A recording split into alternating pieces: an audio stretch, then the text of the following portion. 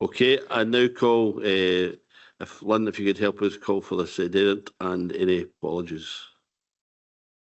Thank you, Chair, and good morning, members. When you hear your name, can you confirm your attendance, please? Councillor Reid? Here. Councillor McMahon? Here, Lynn, thanks. Councillor Cowan? Here. Councillor Linton? Here. Councillor Barton? Here, Lynn, thanks. Councillor Douglas? Here, Lynn. Councillor Ingram? Here, thanks. Councillor Maitland? Here.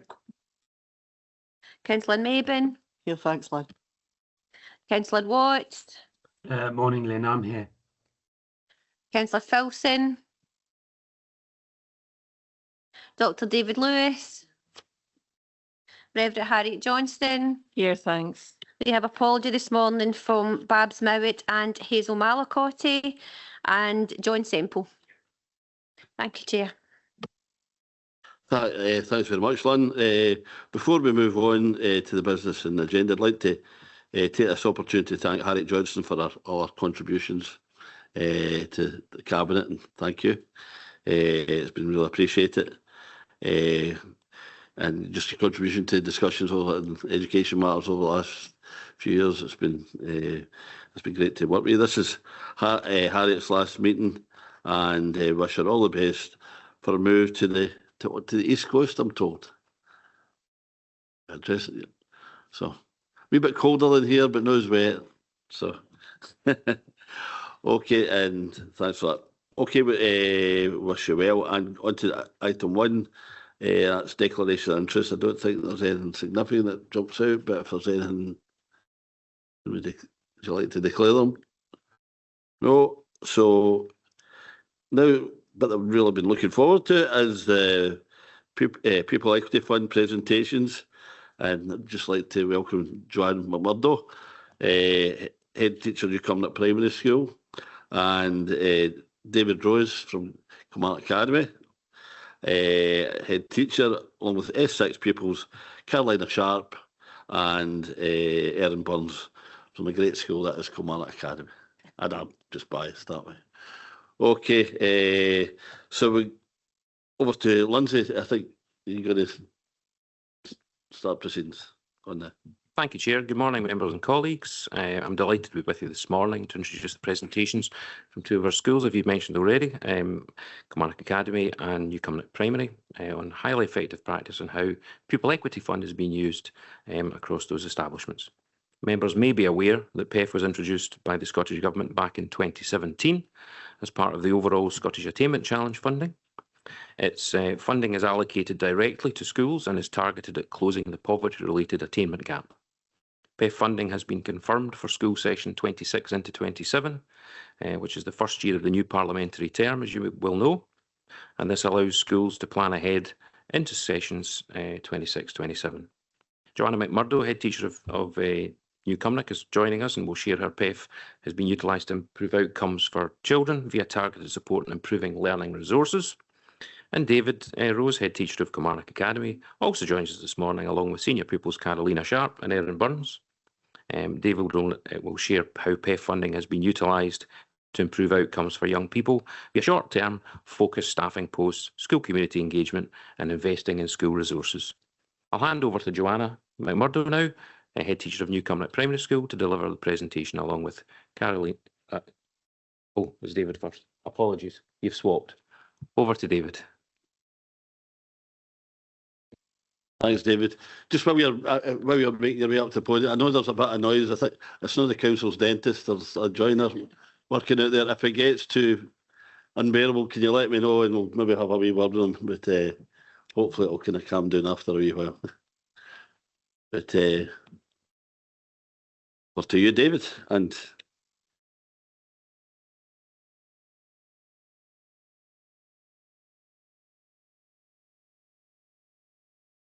okay. Well, good morning, members, and thank you very much for inviting us along this morning. It's very much a privilege, and we've already been introduced, and so have the girls, so I'll just go on.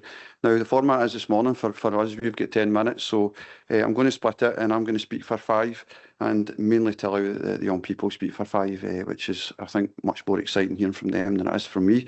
I did hear on the radio this morning there's not much you can do in under 5 minutes. For example, you could boil an egg, etc. And I think it was something to do with a loan, getting a speedy loan approval.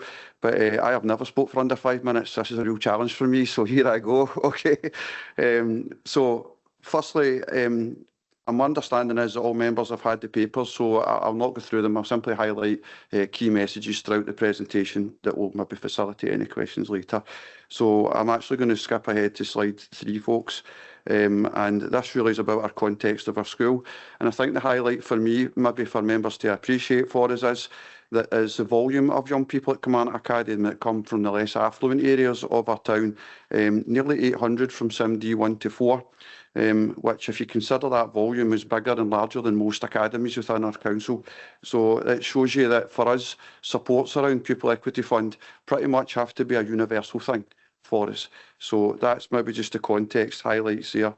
Slide 4, this is really highlighting our work stream number 1 that Lindsay Bull had let you know about, really looking at leadership enhancements with a view to implementing bespoke supports and arrangements for young people beyond what we'd have been able to provide otherwise without the funding. And so there's in red there are some headlines about what they would do. Slides 5, 6 and 7 really look at the impact we've had to date on that. And there's some powerful messages in those slides. If we look at attendance first in slide 5, we look at the key groups. So it's not just about the school attendance, it's about the different stages and cohorts that we're meant to be making a difference with. And as you can see there, that one's a powerful one. Looking at the groups, and you can see key groups are improving. That's hard work to get that. So we're really proud of that. Slide 6, attainment, a difficult one again to change for to make a difference for particular key groups. The highlight there would be the strong literacy performance, which, if you think about the gaps from primary and interrupted learning and the disadvantage, the barriers that can pose to that further down, including the COVID years, to get that all highlighted, no significant improvements in a key area like literacy and numeracy is improving, is significant. And again, we're proud of those impacts. And of course, it's about destinations. We hear a lot about that, and look at the top graph compared to the bottom one. That's the national picture, the one in the bottom, and how well Kilmarnock Academy's key cohort of Sim D1 and 2 is doing. That's amazing. And of course, we hear a lot about behaviour of our young people, don't we? Well, our referrals graph there on the right is significantly decreasing due to a lot of the relationships work we're doing. The second work stream we've had moves on to slide 8. I'm not going to talk about these. We picked 3 examples of our school and community engagement that we worked on last year, and there are 3 examples of the impact they've had. On to slide number 9. Work stream 3 is about resourcing, a big thing, for those equity is about providing everyone with the same opportunity. So these are some of the things that we've put in place to give kids opportunities throughout our school campus. You'll hear much more about that from the girls, so I won't linger there. But some of the impact we've had there is numeracy as a target for us. It's still improving, but we could do better. And you can see the impact that some of the strategies we've had around numeracy are having there in terms of increasing attainment.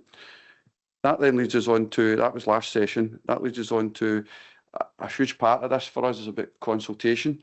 And we consult with the whole school community. That's not just the staff, but the parents and our young people. And we ask key questions. These are just a sample. And these were just a word all about some of the things that kids in the community said would help us. And that's what we put in place for this current session under the 3 different work streams and the amounts of money allocated as opposed to each area. And that's now well underway, and we're doing a midpoint review now to check the ongoing impact of that to make sure it's effective. That's me. That is a record for me, and I'll stop speaking there. Please note that, Miss Macaulay Griffiths. I've spoke for about 4 minutes. Now, more importantly, to me, the proof is in the pudding. The young people are the product of our school. Erin and Carolina have been with us for 6 years since the new school opened, and they should be able to, they will tell you a wee bit about their journey and their part in the whole pupil equity fund agenda for us. And what we call for them is minimising the cost of the education provision for them. We call it the cost of the school day. Okay. Good morning. Myself and Erin are honoured to be here today to speak on behalf of Kilmarnock Academy and East Ayrshire Council on the power and significance of pupil voice in creating change and influence in our school and community. We have been involved in Kilmarnock Academy's Cost of the School Day Committee, where a team of pupils and teachers have come together to work on reducing the costs of essentials and ensuring equity for all pupils in school. Recently, me and Erin attended a national conference due to Kilmarnock Academy's and East Ayrshire Council's valuable progression and clear cost of the school day representation. Here we were given the opportunity to listen to what other schools are doing across the country to increase pupil support and bring awareness to the importance of financial inclusion in families and education, as well as provide information on the actions we have taken to tackle this. Following the event, me and Erin were invited to Butte House to meet with the First Minister and the Education Secretary to present the Cost of the School Day Manifesto, which we, alongside several other schools, have constructed carefully to bring significant change to a national level and put a stop to children and families experiencing poverty in education. In Kilmarnock Academy, we work hard to make sure our values are met, as we believe that being able to afford resources, opportunities and a functional education should not be a privilege but a right. Our committee has taken actions to help break down the barrier of cost which many families face through creating opportunities through the pupil equity funding. Through this, we've been able to achieve several initiatives in the school to make a difference, including Connect, where pupils who face struggles in with and out with school can go for support, resources and a safe place to ask for help. The Breakfast Club, also named the Killie Cafe, where free breakfast is served for everyone before the school day begins. Our winter rack at reception, where pupils are given access to winter jackets, gloves, umbrellas and other weather-appropriate items, alongside the provision of school clothes, blazers and ties for pupils who don't have access to appropriate uniform. And finally, study packs, which are accessible for all pupils, providing broad stationery necessities. Part of our committee's role is to ensure the awareness is raised on these issues and that we're doing our best to provide support. We have been successful in reminding our pupils what's available for speaking at House assemblies to provide details and reminders, as well as reacting to pupils' feedback through direct communication and speaking to our guidance teachers face-to-face or through our recent QR code system, where posters for each guidance teacher's emails are put up to encourage pupils to raise awareness or concerns they may have. Importantly, this protects anonymity and dignity. In Kilmarnock Academy, we have an efficient system providing financial support for pupils who experience difficulties in affording opportunities and essentials through a private process. Along with the free resources we provide for everyone in school, for the Cost of the School Day Committee, we have a pupil voice where we can influence what support are in place while being able to raise awareness on what's available to ensure pupils know that they can speak to us on these concerns while being able to direct to our support systems. Part of the PEF funding is allocated to participatory budgeting, whereby our house captains lead on how we should spend this money to meet the needs of pupils directly in each session. Things like enhanced rewards, benches, bins and other things have been put in place as a result of our pupils having a say in what would help them. Thank you for listening.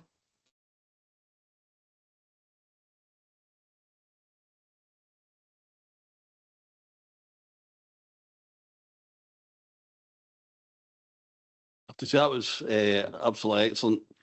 Even with the disturbance next door, you managed to get the message across really good there. Just it's great to see what's going on at the school. Particularly impressed with the participatory budgeting and some of the ideas that's coming out of that. Linda, I don't know if you want to add anything at this moment. Then maybe ask members if there are any questions like that. Ask. No, thank you through you, Chair, just to really thank Lindsay, David and Caroline and Erin for an absolutely fantastic presentation. I think, there's a lot of us in the room who are just so impressed by what the young people are doing as part of the Cost of the School Day. And also, again, just referring back to the initial Cabinet Ask Leader around about coming and showcasing best practice. I think that's absolutely what we've just seen, and also what we're just about to see at a primary level as well. So really just to note my thanks to the students, Mr Rose and Lindsay, in terms of bringing that together for members this morning in advance of the next part of the PEF presentation. Leader, thank you. Thanks, Lynn. Good morning, members. As explained, my name's Joanna McMurdo. I'm the head teacher up at Newcombe Primary School, and this morning I'm going to be reporting on our 2024-2025 pupil equity funding. So this initial slide is a breakdown of that spend. You'll see primarily that our spend is either on staffing or resources. There is an underspend, which was a planned spend. It was carried forward to this session and was supporting IT spend across the school. So my intention this morning is to give you a bit more detail in relation to this and discuss the impact that it has had on our young people. So you will see the next slide is our pupil equity funding goals. So it outlines the purpose of each intervention. Firstly, a classroom assistant. So our classroom assistant, this one in particular, is used primarily to support dysregulation and behaviour in the classroom and across the school. Our home link practitioner, whose remit is vast. However, for the purpose of today, we've highlighted improving attendance and engagement as two of the main interventions she's involved in. And lastly, investing in resources. By doing this, we're not only able to improve our learning provision, but obviously lead to positive outcomes for our young people.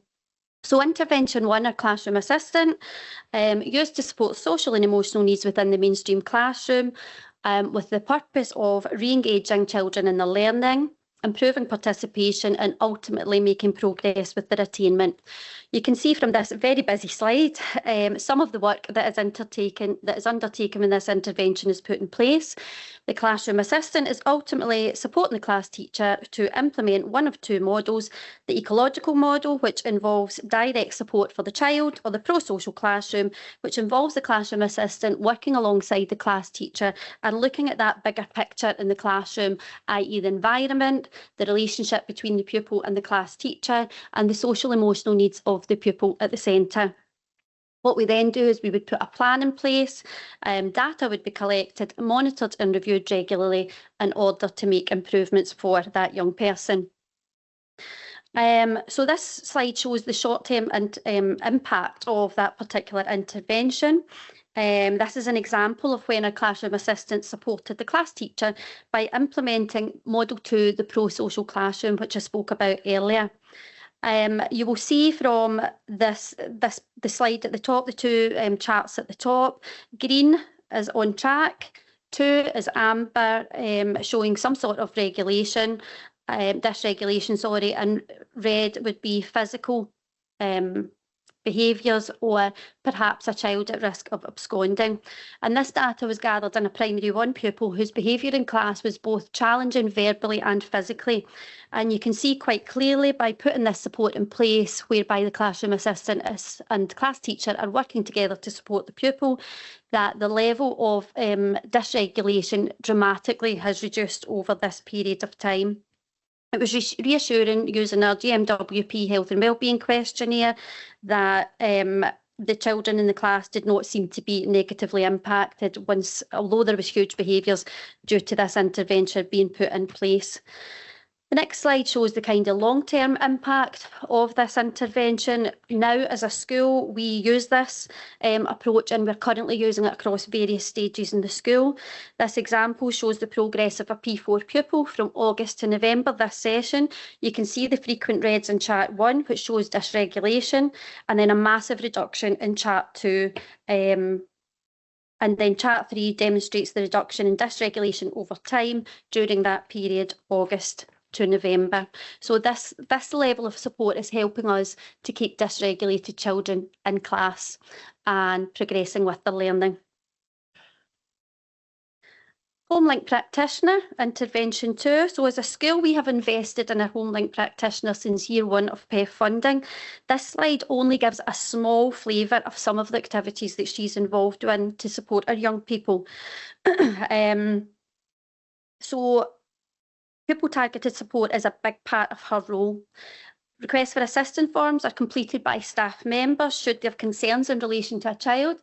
The home-link practitioner would then carry out consultation and perhaps assessments if required, and from there an action plan would be established. Running the breakfast club is yet another part of her remit. Children who attend obviously have access to a healthy breakfast, emotional support from their home-link practitioner, and the choice to participate in physical activity prior to the start of the school day. Through her relationships with their families, which is clearly built over a period of time, our home-link practitioner has a good understanding of who would benefit from this support and will target specific families. However, parents obviously can self-refer. Attendance. This is another focus for our home-link practitioner. It was a focus, a priority in our improvement plan last session, and it has continued on to this session. First year was very much focused on reviewing the systems that we had in place and establishing them, new ones. And you can see from our table that our home-link practitioner was heavily involved in tracking attendance, liaising with families, professionals, and applying interventions. So the impact of these interventions, you can see the success of our pupil-targeted support. Only 13% didn't achieve, but that was not because the intervention itself didn't work. It was just that that particular intervention carried forward to this session. Breakfast Club, some of the benefits of that that staff and parents have identified is increase in readiness to learn, as well as improved attendance for some of our pupils. It's quite fascinating how some of our pupils, don't make it in for 9 o'clock, but introduce them to Breakfast Club and they can actually be in 45 minutes earlier. Don't know the kind of thinking around that, but it works. As this is a 2 to 3 year project, we have limited improvement in relation to rising percentage at this stage, 24%. However, I'm absolutely delighted with that, given the fact that at that point in time, it was really the groundwork that was getting done. It was really interrogating the systems we had in place, identifying what was working, identifying areas for improvement. By the end of this session, we would hope to get closer to meet our aspirational target of children, of our targeted children achieving 85% or over in attendance. Last but not least, resources. We have taken on GL assessments, and this is a suite of summative assessments that are used to support staff to identify areas of strength, areas for improvement, and to support teachers in making their teacher judgment. After a review of our assessment suite, we identified a need for a formative assessment, summative assessment, we needed that to be used consistently across the school to ensure consistency by the class teachers and the senior leadership team to monitor progress and pace and challenge. This is particularly helpful, and we felt it was particularly needed with our quartile 1 children who quite often may have poor attendance or display dysregulation, resulting in staff struggling to make a teacher judgment due to that limited evidence. So this one here is a wee example of a pupil in primary 7 who last year moved on to an SLC. There were many interventions put in place over the years to support this young child's emotional and social regulation. Pupil C very rarely put pencil to paper, but was happy to engage in any sort of computer-based activities. We therefore had limited evidence to support teacher judgment in relation to, work or through teacher observation. But through the GL assessment, we could see that he was actually demonstrating knowledge in line with his peers who are either on track or exceeding. If we didn't have this resource, we would not have been able to assess this group of learners accurately and realise their true potential. In relation to ICT, we purchased new iPads at the end of the PEF session, and as you saw, some of that underspend was moved forward, and that will help support us this session, increase that IT resource, and that will obviously help us to not only deliver the curriculum, but early feedback from class teachers suggest improved pupil engagement and regulation. Thank you.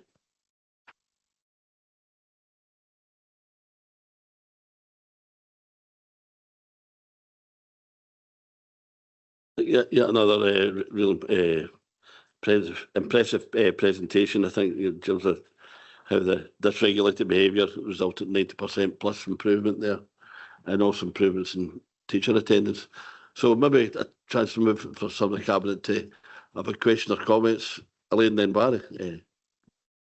Thanks, Chair. Just a couple of comments from myself. Thank all the speakers for their time in their presentation this morning. Just to put things in context for them, what we normally get in here is just a big data table of numbers and what budget each school has got in their allocation. So really, really helpful and inspiring to see some real life examples today of what you are achieving in your schools. And obviously the head teachers and the whole school community are best placed to decide where that money is spent. And I think colleagues will agree it really is a flagship Scottish Government initiative. One of the things for me is the fact that it is actually devolved down to that head teacher level to decide the full autonomy of how that money is spent. So it is real discretionary spend. So saying that, though, I was really impressed to hear that Kilmarnock Academy have done a real live consultation and have taken that feedback and built it in, so it's coming from the grassroots up rather than top heavy down. And one of the things is that the schools have that stability, that they have that funding over the period of the whole programme over the Scottish Parliament. So really thank you again. So it's been really, really helpful and inspiring. Thanks, Barry. Thank you, Councillor Reid. Can I just say, I remember about 7 years ago when I was chair of GNS, had a chat with David Rose and said to him, I think it'd be a really good idea if we heard a wee bit more about PEF and how Kilmarnock Academy are adapting to it. And of course, it's even in those early days to see how things have moved on. And the big difference, of course, today is we've got 2 pupils from the school who are actively talking about their experience, which I think is absolutely vital. So thank you to Carolina and Erin for the information they provided. And actually, I'd be really keen to come and speak to the committee or hear from the Cost of School Day Committee, just to hear, from more of your colleagues as to how they feel they're having an impact, which is great. Joanna, thank you again for your presentation. Probably a bit more difficult to have the wee ones from Newcomer Primary presenting, but I'm sure there would be some who would be more than capable and be delighted to be here. But Joanna, it was really, really interesting. I think that the point that the council leader made in terms of the support for dysregulated pupils, I think the examples you gave really show the benefits of that early intervention. And again, without PEF funding, that's maybe something that you wouldn't have been able to do. So I think, as Councillor Cowan raised, the fact that we normally get tables and charts, and over the years there have been some schools where we have raised concerns about PEF funding, but to see it now evolving and actually seeing pupils actively engaged and supportive of this is really useful. But having those practical examples, I think you can't beat that. So I would definitely encourage more of that in the chamber. If we can have those real world, real life examples, I would certainly support that. But thank you to everybody here today. And David, it's been a journey, has it not, on PEF, but it's really, really good to hear what Kilmarnock Academy is doing as well. So thank you. Thank you, Councillor Douglas. Councillor Roberts now. Thank you, Leader. Yes, no, I think thank you to Joanna and to David, and obviously to Carolina and Erin from Kilmarnock Academy. I think what we've heard this morning just really shows the massive importance of the Pupil Equity Fund. And it's really, really good news to hear that the Scottish Government have confirmed that it will be moving on to next year, at least for the first year of the new Parliament. It's great to hear about the breakfast clubs and everything else. So, it is great to have such a good story to come to us here at Cabinet. So thank you to everyone for everything. It was a really interesting and informative presentation. Thank you, Chair. Okay, thanks for that. I think that's all the members, but just thank you all for your contributions. Really great start to our meeting. Hopefully the rest of it just flows like that. But really, thanks for taking the time and trouble to leave your schools and join us today. Really appreciate it.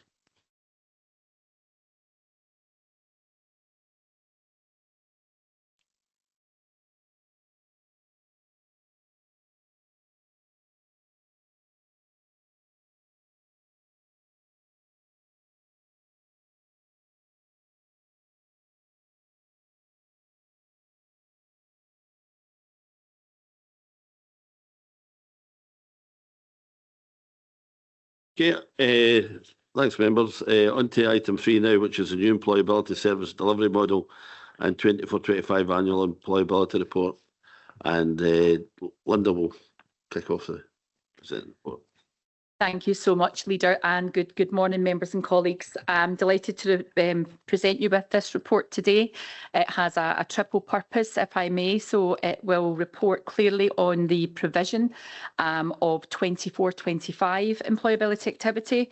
It will also take us into the current picture around about 25-26 activity, but will also seek to update members on the progress of employability within the new directorate.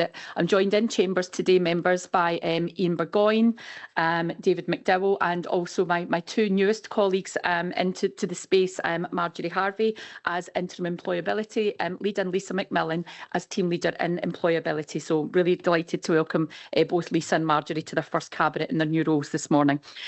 Members, the recommendations are covered in paragraph 3. Again, I know you've had time to read over the papers. In respect of the background to the paper, members, the key drivers, both nationally and locally, the need for both proactive and reactive activity around about employability, the move from the European-based funding, which ended in March 25. Clearly, we're working within a much reduced envelope, around about a drop of 40%, and clearly now working towards a new framework in respect of the local employability partnership for both local and regional cross-work across and development. So the background to that, members, is covered for you in paragraphs 4 through 10. I'll hand to Ian, who will take you through the East Ayrshire delivery model. Thanks, Linda, and through you, Chair. Paragraphs 11 to 14 of the report outline the role of the local employability partnership and both its strategic and operational functions, coordinating and overseeing internal and external delivery, and also the complementary role of the internal project board, which brings together council services and ensures effective collaboration in the delivery of employability provision. And if I can, Chair, I'd hand over to Marjorie Harvey, interim employability manager, to go through the revised internal delivery arrangements. Thanks, Ian. Through you, Chair. Good morning, members and colleagues. I'm delighted to give you an overview of this morning of paragraphs 15 to 27. Firstly, members, you'll be aware as part of the cross-cutting employability review, which was reported to Council in June 2025. Recommendations of this report were agreed to merge 2 employability services to sit under one directorate, Education and Skills. It was also agreed to move away, where possible, from external commissioning and have more emphasis towards in-house delivery to enhance a more simplified offer across the employability landscape. A revised staffing structure was implemented by myself as an interim employability manager, along with our valued colleagues in HR, to ensure each of our key priority groups' needs were addressed. And you can see that shown in Appendix 1. Now the structure is fully operational.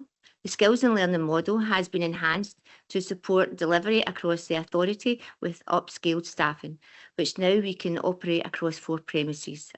That's been when Kilmarnock for SL33, Cumnock 66, Dunmellington 99, and our new outreach location in Galston, which is opening in the new year. In addition to the restructure, steps have been taken to address the clear gaps in internal and external provision, which was highlighted to us through the data. These areas that was highlighted was specialised employability support, known as SES, and also in the adult area of 25+, which both had a waiting list, which is detailed in paragraph 22. Through a strong partnership with DWP, we were able to put a triage system in place to ensure that these individuals received the appropriate support to help reduce the waiting list, which we managed to get that down to 0 by the end of October. This system will now be embedded across the skills and learning work streams, as it really did help to put the right people into the right places at the right time. Also, a third sector challenge was agreed by the local employability partnership, which was launched at public meetings across the authority. Both myself and Ian were gladly welcomed within these meetings, and it was really great to see what is happening within the local communities. This is aimed at small grassroots organisations to further support the innovative good work that's already happening within the locality. The allocated funding provides an opportunity to all third sector organisations to apply for a grant payment for between 2,000 to 10,000. And we're going to make that as easy as possible for the application process.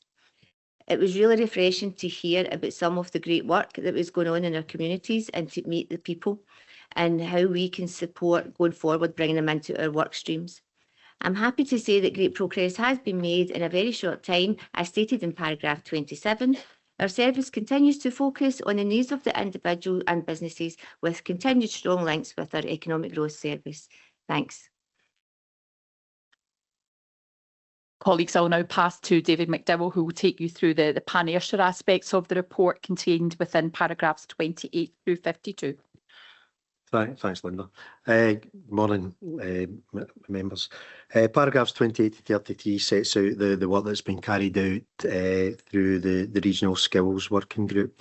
Members will be aware that we have a Regional Skills and Investment Plan that was commenced in 2022, and from that set out work led by SDS on the skills situation in Ayrshire. The Ayrshire Skills Working Group was set up through the auspices of the Regional Economic Strategy, and that working group helps to deliver a whole range of strategic leadership in terms of skills. It's set up through the Ayrshire College, UWS, SDS, Scottish Enterprises Chamber of Commerce, and representation from obviously economic development and education from each of the councils. From the work that was being carried out, there has been an independent evaluation, and some of the kind of key learning from that is that there is gaps in regional intelligence in terms of skills. This is highlighted in many aspects in terms of the work that we've been looking at a regional level in terms of a regional intelligence hub. It can be difficult in certain sectors to establish where there is individual or long-term gaps in skills. In areas such as aerospace, it's quite simple, but in areas where food and drink, it's difficult because of the range of businesses. So as we look into paragraphs 34 onwards, we have developed a regional skills survey, and that survey is looking at the small, medium and long-term gaps in skills with businesses, so that we can identify and work with both employability level and with the academia and the Ayrshire College to establish where we can promote opportunities. In terms of paragraphs 36 through to 45, we look through the Ayrshire Growth Deal and the work that's been carried out there. The Ayrshire Skills Investment Fund is a fund that was set up through the Growth Deal, and it's been targeting at support for individuals in business. That is seen in paragraph 40. It's highlighting some of the successes in East Ayrshire, and obviously that we continue to work with businesses and to the individuals within businesses to help increase the skills. In terms of the work that we've established, there's obviously the UWS and there's Ayrshire College providing delivery, but one of the areas that we see that there's a gap in is skills academies, and we've looked through the Ayrshire Skills Investment Fund to help support that. There is one proposal that's just been approved through the ASIF Ignite programme. That's the industry grants for new industry talent and employment. That grant fund will help to provide bespoke types of welding skills with one of the leading welding companies in Ayrshire, and that work is been run as a pathfinder, which will be cascaded out to other businesses. In terms of paragraphs 46, we highlight the joint working arrangements that we have between the NHS SALIS and the employability teams that help to support individuals, both that are unemployed and those that are in businesses but don't have access to occupational health services. And paragraph 47 sets out the support there. In terms of the community wealth building programme in paragraphs 48 and 49, we highlight that from that programme, we've established that we've supported 270 businesses through the Fair Work programme. In terms of external funding, members will be aware that we brought a report back in 5G innovation regions where we established £3.8 million of funding in the region for digital connectivity. That part of that funding was to deliver £300,000 worth of bespoke training for skills and development. That work is progressing, and we've had an extension of that programme out to April 2026. Feedback from businesses is very positive, and I'll just pass you over to Ian Burgoyne. Thanks, David. Through you, Chair. Developing the young workforce remains an important priority, and partnership with DYW Ayrshire and the Ayrshire Chamber of Commerce is referenced from paragraphs 53 to 55. From paragraph 56, we look back at activity delivered through the two main work streams of No One Left Behind, all-age employability support and tackling child poverty through parental employability. Paragraph 57 identifies the funding allocated to East Ayrshire, which included provision for a designated child poverty coordinator from the year 24-25. Paragraph 59 identifies that just under 600 new clients were supported during the year, noting some of the substantial barriers they have to secure full-time employment. And in paragraph 60, a breakdown of outcomes achieved in financial year 24-25 is noted. I'll now pass over to Lisa McMillan, who will take you through paragraphs 62 to 70 on the Shared Prosperity Fund. Thanks, Ian. Through you, Chair. Good morning, members and colleagues. So items paragraph 62 through to 69 reference elements that's brought through the employability programme that was funded through the UK Shared Prosperity Fund. This funding allocation was £2.3 million over a 3-year funded programme, which has allowed us to continue to support clients within East Ayrshire to progress into sustainable employment.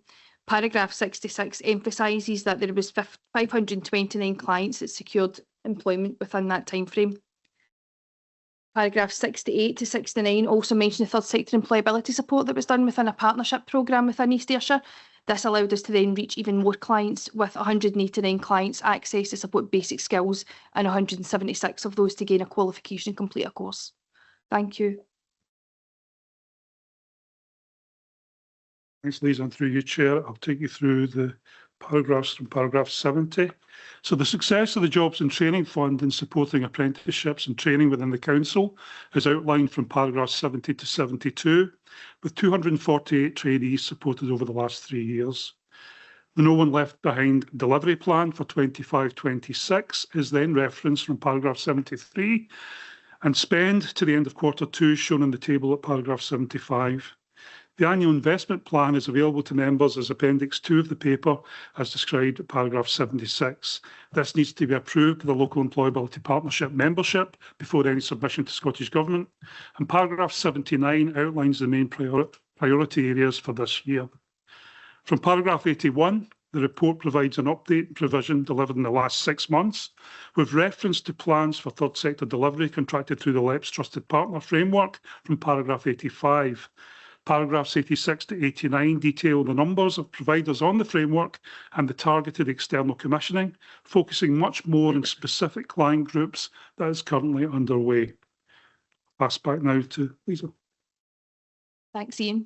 So paragraphs 90 right through to 94 mention the UK Shared Prosperity Fund that we received again this year.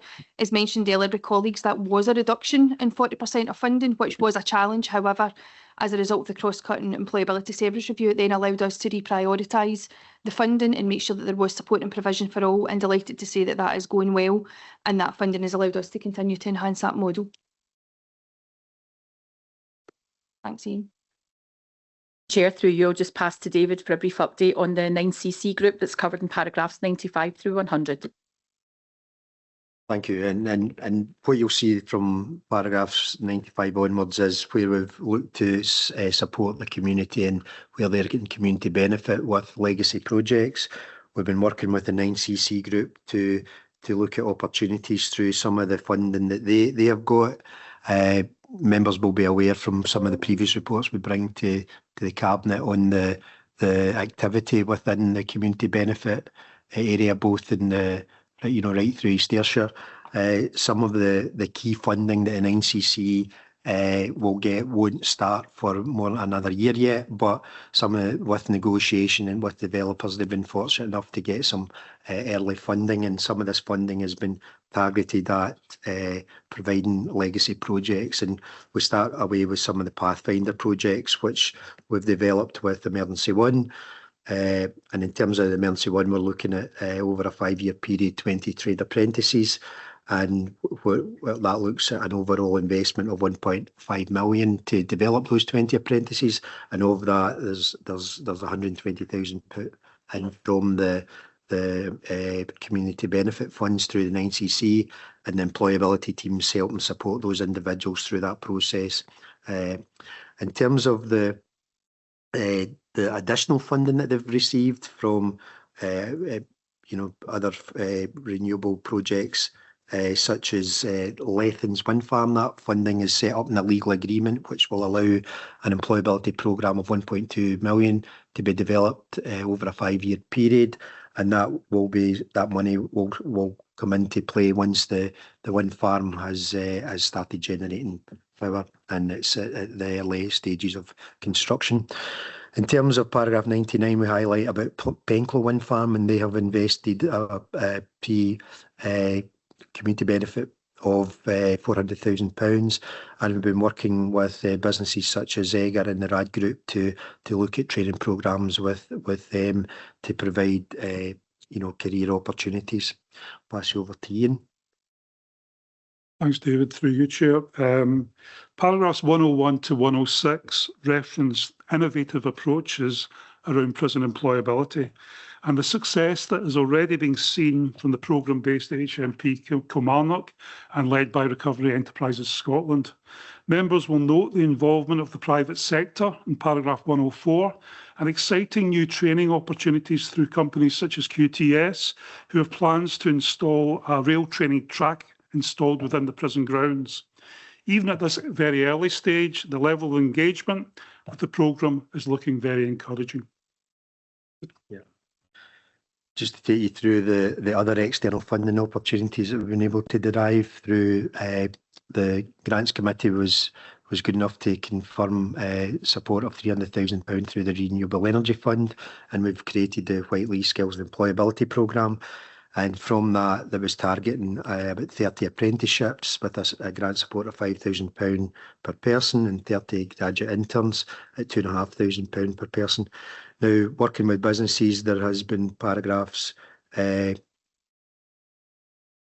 paragraph sets out there that in 110 that obviously there's work going on to complete that recruitment. We've got 17 apprentices, 4 graduate interns and 6 career change positions are identified, with 9 further funding applications in progress. So we continue to work with businesses to kind of highlight this programme, both from the business gateway and business support perspective and through the employability job brokers, continually working with businesses and helping to try to fill some of those key gaps in some of the kind of key sectors that the programme delivers. We've also, through paragraph 112 to 115, set out that the work of Cabinet will be aware of that we highlighted in terms of the core project. We had a programme there that we got final business case approval on the 6th of November, and that's allowed us to start that EV hydrogen automotive sector programme that looks to develop a skills academy. And from that, we've also secured Transport Scotland funding to help support this programme. So with that, I'll pass you back to Linda. Thanks, Chair, and through you, I'd certainly like to just re-emphasise that the work that Lisa's been doing around about Whiteley and the pathways into automotive piece in that particular regard. Members, the implications of this report are covered in paragraphs 115 through 133, and concluding paragraphs are contained in 134 and 136, but it would be remiss of me not to ask you to note the update in respect of the work that has gone on in regards to the new directorate and what has been an exceptionally short period of time. It's only just over 5 months, including a recess since the new directorate was formed. And I'd certainly like to thank Marjorie and Lisa in particular for their roles both in employability, working alongside Ian and myself, but also the continued relationship with our colleagues in economic development. We're very clear about that continued line across that's absolutely necessary in joining businesses with the employability directorate. So that would conclude the report, Chair, and happy to take across the room any specific questions from members. Thank you. Thanks, Linda. No, you're absolutely right. This, you're not long been, we get the new structure, we're just bedding in, and it's good to see that in the presentations that we've had this morning. It would appear to be quite a smooth transition, but I'm sure that's the case. Can I maybe ask just a couple of questions for myself in terms of, I know it's been in some of the Ayrshire forums that we have, there are issues in terms of the skills gap, and I know we're going to look to do some research on that and survey work on that. But I think it's absolutely pressing. We need to know where these gaps are, and are there any kind of indications? I know there was difference of opinion when we met as across the 3 Ayrshires of where that gap was, but are we anywhere clearer to know where the actual gaps are in terms of skills? So that there's both the survey that David has mentioned in respect of the actual work directly with the business interface leader, which you're absolutely right to ask a question on. But then there's also the national research piece around about that which we know are gaps, fundamentally in engineering, green and renewables, food and drink. So there's several places that we're clearly already working on. And indeed, you can see this in Chamber. Myself and Ian and others have been meeting directly with every secondary school in East Ayrshire now. And we think we're going to be in a position to be front-running, maybe slightly front-running behind our colleagues in Aberdeenshire, perhaps, if that's not a terrible turn of phrase, whereby all of our secondary schools in East Ayrshire will begin to offer the foundation apprenticeship and align with the modern apprenticeship, the Jobs and Training Fund that we have here that we're so proud of in this particular chamber. So ultimately, what we're trying to do is really think about the skills gap from a secondary and primary school perspective and really develop the apprenticeship family, albeit we're having some difficulties nationally in that space through the tertiary bill. But I'll leave that one for myself and other colleagues to be involved in as we are currently. But I'm very, very pleased to say that we're making significant headway with all of our secondary schools around about the implementation of the foundation apprenticeship. Some already had the FA, Loudon and Doon were kind of more up and running, but that's 3 or 4 meetings now in the space. So ultimately, we're taking the skills gap on head on, leader, in that regard, and really trying to take this at the most early stages, get young people really switched on, and parents and carers around about the potential of the apprenticeship family in its fullest sense, and really begin to address those gaps. That's good to hear and really encouraging. Pleased to hear that indeed. Just before, another thing just to mention again, I'll not stop mentioning this, the Jobs and Training Fund. Good to see an initiative that's been taken locally to get 248, exceeding our target of 200 young apprenticeships and graduate interns. Really good to see, and I hope we can continue to do more of that. We've got a couple of folk want to come in. Councillor Linton. Thanks, Leader. Thanks for allowing me in. I'm really to focus in on the White Lease, 107 to 111. I think, as chair of the Grants Committee, and I think I can speak of all the Grants Committee members, this was one of the most innovative use of funding. Prior to this coming to us, we had concentrated on capital for worthy projects through East Ayrshire. But the paper, yeah, it was possible. In fact, it was the best paper I've seen ever been presented to the Grants Committee. I think the use of money to significantly boost job opportunities is something that the whole Grants Committee welcomed, and I particularly want to focus in on the much improved and closer links we have with Scottish Power, and hope that will continue to blossom into the future. So not really a question, just compliments to all those who were involved in preparing this paper, and I think particularly to Lisa and David. Thanks, that's good to hear. Councillor Ingram. Yeah, thank you, and apologies for the voice changer.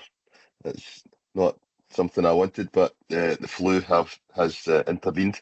So I've got a wee question in regard to barriers faced by different groups. At point 5 in the paper, it points out the fair work, improved access to jobs and fair employment opportunities by addressing barriers faced by different groups. We were invited as selected members to a Young Carers event on the 20th of November, and we heard from 3 amazing young people who not only go to school, go to work, they also care for people in the family. So in regard to that, they highlighted the difficulties faced by young carers in regard to getting employment in the first place. And through the process of being interviewed, etc., the skills and experience that they have gained by being carers are not they're not considered. So one of the question that I have in regard to the paper is what are we doing actively to help our young carers get a fair crack of the whip when it comes to employment, and how do we, or are we, communicating to private business, etc., the benefits that they would get from having a young person, a young carer on their workforce. This is something that's been highlighted to me through the Young Carers event, but recently meeting young carers in the procession to switch on the Christmas lights. So I know it's not just felt by 1 or 2, it's felt by the majority. Thanks. Thanks, Neil. It's a good question. I know that's something that's concerned us. Can also say I'm happy that you're convalescing on Woodside Avenue with the sound of that cold. And I maybe stay there just the rest of the week, Neil. But very good question about young carers. Linda. Thanks, Councillor Ingram. So just on the first aspect around about young carers holistically, I'll just remind the Chamber that clearly in all of our settings we have young carers champions in terms of the school piece, and that young carers remain incredibly close to our hearts in that regard in terms of the educational piece. So in answering this from a directorate perspective, so from the educational piece, these young people are well known to their schools, and I would hope they would agree, very well supported, and I spend a lot of time with them personally myself on both residential and meetings. In moving to the employability space, I think it is absolutely right that their skills and talents as young carers are absolutely recognised, and I'm just going to hand over to Marjorie for some further detail in respect of that answer. Thanks, Linda. Through you, Chair. Well, actually, myself in my heyday, I was actually a worker for the young carers.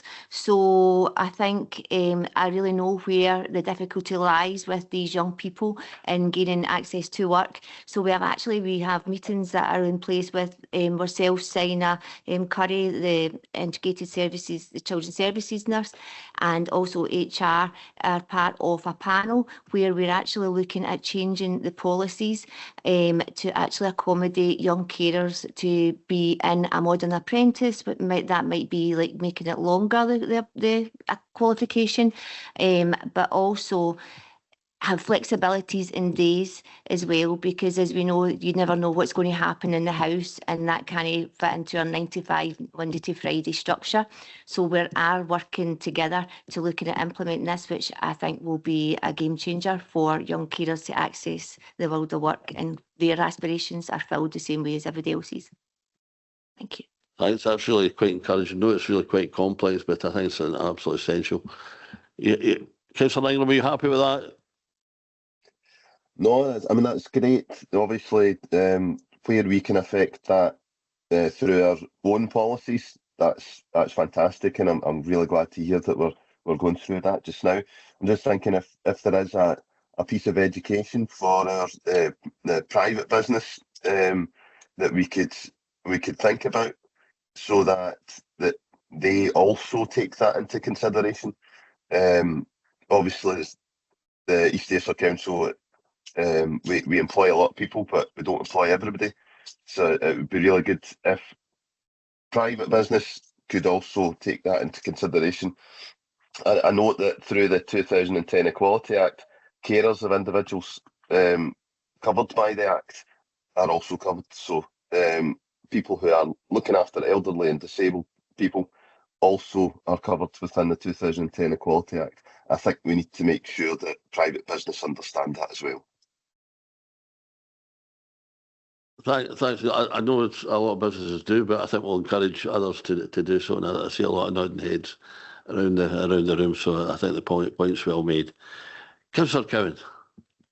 Thanks, Chair. Just 2 quick points from me. Similar to yourself, I'd be really interested in seeing any findings from the skills survey that's going to be undertaken. And I imagine other cabinet members would be as well. So I don't know whether the best way is maybe a future elected member briefing once that information is available. And the second point I was going to ask about was job start payments. I know today's paper has been very encouraging. It's shown the significant investment that we've put in as a council into our own jobs and training fund, as you highlighted earlier, and tapping into the other funding streams. But at an individual level, I had noticed in a recent social security update that the uptake of the job start payments for young people and carers was one of the lowest uptakes nationally. So I don't know where that sits with Employability Service or whether perhaps it sits more with the finance and DWP team, but I'd be interested to see if we can get any data on the East Ayrshire uptake on that job start payment, because obviously that's a payment that helps people at an individual level get into the workforce. Councillor, was that supplementary on that? Just, oh, sorry. Through you, Chair, and thank you, Councillor Cowan. I think you make a really good point in that regard. So clearly this does sit out with the Employability Service, but given the links that we have with DWP and our other colleagues, we'll be happy to revert back with whatever information we can get in that particular space, particularly if it's something that's an underclaimed benefit. And then also, you know, thinking about that from a corporate perspective about how do we promote that further in the space through other colleagues. But no, I think you make a good point, Councillor Cowan. And if we need to hold a seminar, if there's information, we will. I think that's a good suggestion. I'll get Councillor Barton next. Thanks, Leader. It's just a question, the Shared Prosperity Fund. Obviously, the team have done some great work through that, and its regards have done some really good work combating that 40% reduction as well for 25-26. I think it's really important we get clarity in this new scheme that's coming in. So the question is, what do we know about it so far? And when do we expect more detail to come through? David, yeah. Through you, Chair. We await confirmation from the UK government on what the allocation is. However, the early indication is that the way the government is administering funds, it won't be called the Shared Prosperity Fund, it'll be the Local Growth Fund, and that Local Growth Fund is potentially looking at being an amalgam of the Pride and Place Fund and other funds that are coming to UK councils, and that being the case, what was the original Shared Prosperity Fund is looking at a reduction in funding for the coming forward for the next financial years. That said, we're still waiting to get full confirmation of what that actually means in terms of a grant award, but until we get that, we can't confirm either way what the final figures are. But through the Slade organisation that we support through for Scottish Economic Development, the discussions with government so far are that the money will be spread between a number of funds, so it won't just be targeted towards the Local Growth Fund in the same format as it currently is. Thanks. I know that this has come up at Causland at Leaders Meeting on Friday, and I think the distribution models are an absolute concern, and we need clarity of that as soon as we can. And just I think that we need clarity. Any information we get, we'll supply it to members. Ingram, do you want to come back in? No, I think it's real important we're kept updated and that clarity is provided as soon as possible when it's available. David, thanks for that update. Can I just make one quick comment? It's like, and No One Left Behind. Just reading through Appendix 2, absolutely excellent plan in there, and especially around about parental employment. We know that there's generational poverty out there, and getting parents back into work is definitely the way to get our young people out of poverty. So, excellent plan. Thanks. No, I think I mentioned Cosley earlier, but with Cosley visiting SL66, and I think that the presentation that we got that day from one of the parents was really, really emotional and just absolutely life-changing. So that's a point well made. Sorry, Chair. Thank you, Chair. Thanks very much for the paper, and thanks very much for the way it was presented as well. Excellent. Obviously, the clear links are there with employability and economic development and growth. Some of the initiatives that's in there, and I absolutely love the one in the prison with QTS. I think that's great going forward. We've seen the benefits for the 5G innovations with the businesses and how that's helped them grow the way out through this.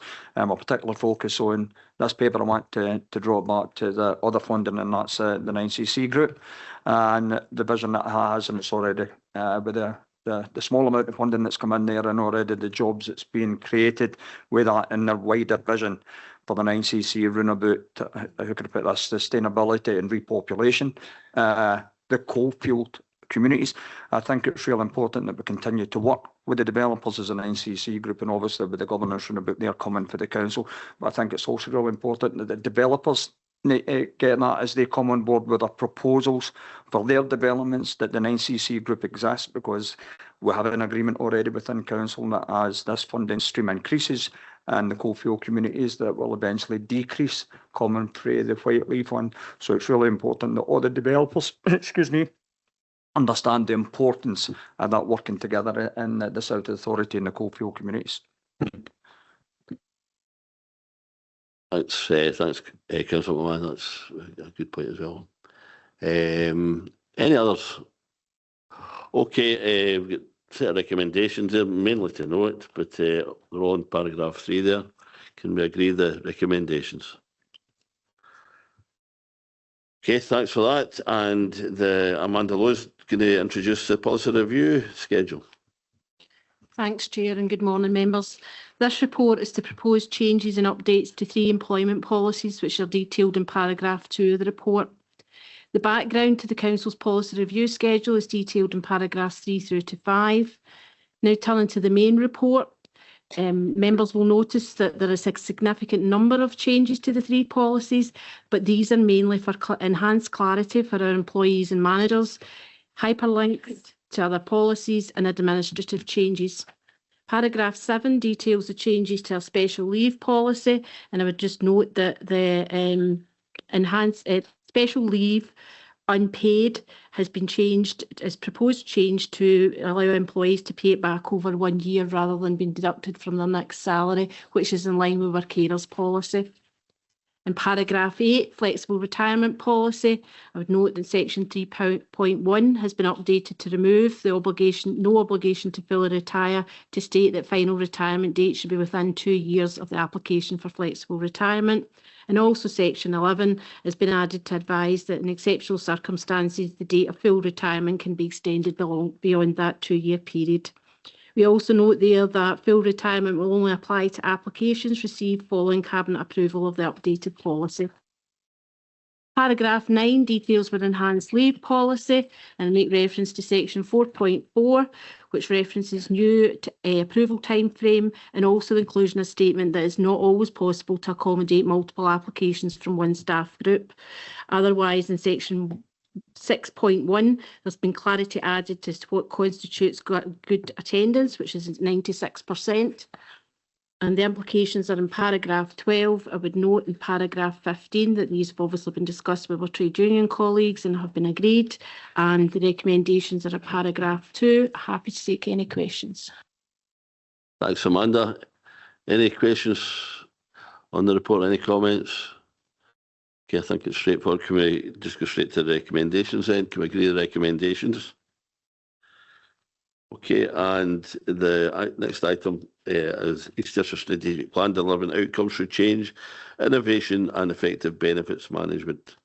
no Joe. We've heard Joe just to let people know he's on the road to he's on the mend, but he can't still off. I've got my notes here. So I think it's Ian, it's Pauline. There's Pauline Murray. Thank you, Leader, and good morning, elected members, and thank you for the opportunity to present this report, which provides details in respect to those projects that have previously been allocated funding from the Council's Innovation Fund and from our Early Intervention and Prevention Fund. The report also provides the outcome of discussions that we've had with our external critical friends, which was remitted to officers back in Council in June, and also seeks your agreement to fund 2 new projects. Happy to provide a brief summary and thereafter to assist with any questions or further information. The report provides a detailed overview of the approach that we have adopted in order to ensure that the projects that you have agreed are properly monitored and evaluated, and that they're aligned with our strategic plan and with our council's community plan. The overall aim is to ensure a systematic, consistent approach that focuses on capturing the outcomes and impact, ensuring that all our projects achieve what they set out to do. This means being really clear at the start on how success will be measured.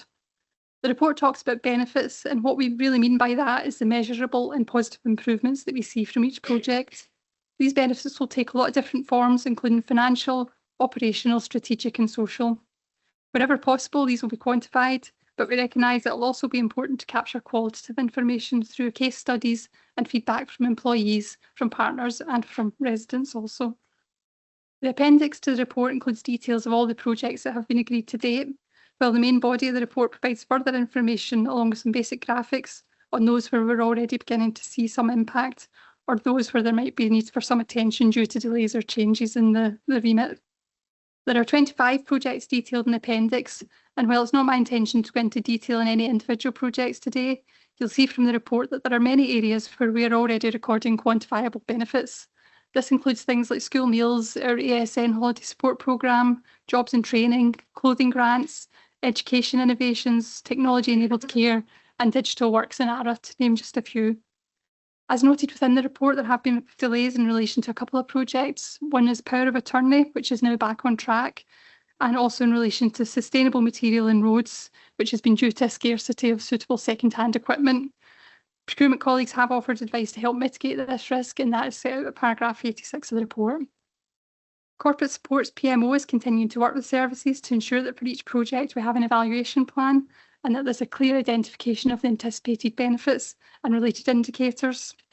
As noted within the report, we're also seeking to develop online dashboards so that this information is captured and readily available for people to review.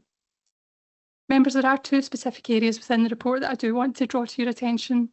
The first is in relation to the external assessment and validation work, and which is specifically in relation to our Early Intervention and Prevention Fund. And you may recall that officers were remitted to take this forward following a report to Council in June of this year. An update on the work that has been undertaken is provided from paragraph 77 and has involved discussions with colleagues from UK and Scottish governments, DWP and also the Joseph Rowntree Foundation. And we've also had a separate visit from senior leaders at Public Health Scotland who spent time at SL33, at On-Site Primary and also at the Recovery Hub at Civic Centre North. Overall, the Council's approach and commitment was welcomed by those stakeholders, with feedback recognising the focus that we have in partnership working within East Ayrshire, and also advising that we ensure that the principles and values that we've adopted in relation to early intervention and prevention feed through into our normal service provision. It was also noted that it will be really important for us to showcase the successes of our projects that we take forward, to demonstrate where things are working well, and to make sure that we share that learning, and that we use our data to target our support as much as possible. We agreed we'd have further discussions with our critical friends and input from them, and this will be followed up in the new year and before our next update to you. The second area I wanted to draw to your attention is in relation to recommendations for 2 new projects. The first is an extension to the Alcohol and Drug Partnership Peer Outreach Worker Programme, where funding of £325,000 over 3 years will support 3 new peer outreach workers, extending the reach of the existing model to Cumnock and New Cumnock, to Stewart and Comores and also to the Urban Valley. Evaluation of the early stages of the pilot has already demonstrated clear benefits, including reductions in drug-related deaths in those areas targeted, improved access, engagement and connections, and also increased levels of individual self-management. Members of Cabinet will be aware that a particular concern at this time has been the increasing number of people dying due to drug overdose in our communities. So I hope you'll agree that this proposal is both timely and necessary. The second is a proposal from Waste Management, which seeks to bring in some specialised waste movement operations in-house, and which, if successful, would allow the service to make some savings in that area. The service is looking to undertake a trial in the first instance just to test the viability of it, and thereafter, if successful, to purchase the vehicle. So members, the report's recommendations are all set out in paragraph 2. There are some some areas for noting, but Cabinet is asked to agree the approach that we've taken, to agree funding for the 2 new projects highlighted, and to agree to receive this report biannually. As ever, if there are areas where you'd like further information, we'd be very happy to arrange for this to be provided. We do have a lot more data that sits behind a lot of these projects, but in the meantime, happy to assist with any questions that you might have. Thank you. Thanks, Pauline. A really good report and tells how we can take forward transformation. Can I just, maybe for me, just one, I'd like to absolutely commend the extension of the peer outreach worker programme. I had the opportunity earlier in the year to go up to North West Kilmarnock and Centre to see just some of the work that was getting done up there. As it says here, you know, they're able to build trust more quickly. They know their local scene, you know, what substances are getting used, where they're getting used and when they're getting used, which is absolutely invaluable. And it really builds up trust with individuals, and when at the point they're most willing to engage and go on the road to recovery. And I'm pleased to see that our intention is here to extend it beyond Kilmarnock to other areas right across East Ayrshire, and I think that's absolutely welcome. So I'd particularly like to commend that project, but on the whole, I think it's a really good paper. I've got Linda, then Ian, then Claire. Sorry, Councillor Mabin, Councillor Linton, and Thank you, Councillor Reid. I've got a couple of questions, if that's okay, Pauline. Page 53, the comment on paragraph 53 about the drop in the school meal uptake, particularly in September 2025. Just looking to see if we can get a wee bit more clarity and information in that. Also, I was wanting to ask a question about page 62, paragraph 104. They're talking about the robotic cleaners. So again, just further clarity, maybe like what is the cost saving for this, and how many machines are we talking about? And last but not least is on page 54, paragraphs 58 through to 64, we're talking about the ASN holiday support. So I'm just wondering what the thoughts are. I mean, if it's a 4 week, 4 weeks, it's running over, and basically we're offering them one day per week. So is 4 days really enough? Bearing in mind that the young people that we're dealing with need a bit of time to adjust to a change in their routine, a change in their circumstances. So is this really going to work in their best interests? Have we given any consideration to perhaps opening the pool at Willowbank for family sessions? And has any consideration also been given to external staff recruitment that would possibly allow to have a slight increase in the days that are available, so we weren't having to rely on school staff, but bearing in mind that, again, because of the change in the routine, that any new people would have to visit the school and get to know the young people. Sorry, that was Hunners. I do apologise. Well, apologies, because I might not be able to answer everything there just now, but I certainly will come back to you on the ones that I can't. So just in reverse order in terms of the ASN holiday support. So that was led by Sina Curry, our Integrated Children's Services lead, who developed a programme in consultation with families and with staff within the schools as well. And we do have an evaluation of that programme, which will go in the members portal, and which I'm happy to circulate by email around about that, which is sort of feedback around about the frequency and the structure of the days and so on. Sina will be engaging with those families again around about the programme for next year to see what that looks like and what changes we make. But I can ask her to give an update when she's back, just around about what the early indications are around about it. In terms of the Willowbank opening the pool and the external recruitment, I don't know the answer to those just now, but I certainly will find out for you. In terms of the robotics cleaning innovation, then I understand there's 2 being purchased. They're in the early stages at the moment, so we don't have figures around about the savings at the moment. I think the priority was to see how they worked and to see what difference that would make in terms of how staff can then target other areas within the school and spend a bit more time in those parts of work. I see Andrew there, so he might be able to provide a wee bit more information. And in relation to the secondary meals as well, I think they were surprised to see that drop within September. When we look at the August figures, there was also a small drop compared to last year. The figures are still higher than the previous year, and there could be various reasons around by that. If kids are eating somewhere else or taking a packed lunch instead. But again, I don't know if Andrew might have a wee bit more detail around about that. Thanks, Pauline. I actually saw the robotic cleaners getting trialled around the back of the building outside my office. I was tempted to lift it and get a wee home trial, but Andrew. Thanks, Chair. I suppose just in terms of the school meals, as Pauline says, I think the overall uptake remains higher than it was previous. I think probably one of the key things is weather that affects actually the uptake in secondary schools in particular. We obviously have been doing a fair bit of analysis and quite a lot of detail at the moment over the last month as well.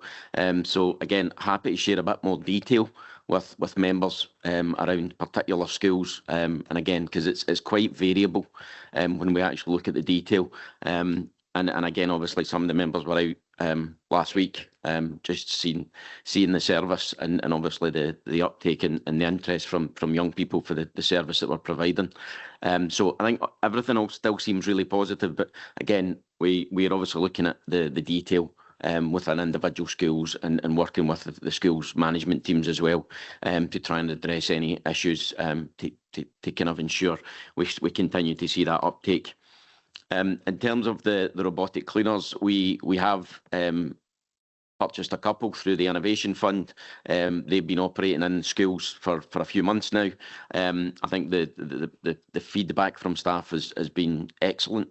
They're really making a difference, particularly where there's larger spaces, which actually can be quite a tedious task for staff.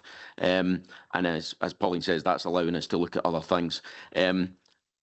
We are also looking at other trials. We've got various other pieces of robotic cleaning equipment, as the leader has just outlined, to try and kind of identify what else we can do. The staff down at the Barony campus in particular have been really engaged in this and have been kind of leading that work, and really want to make sure that it's driving that sort of positive change within the staff.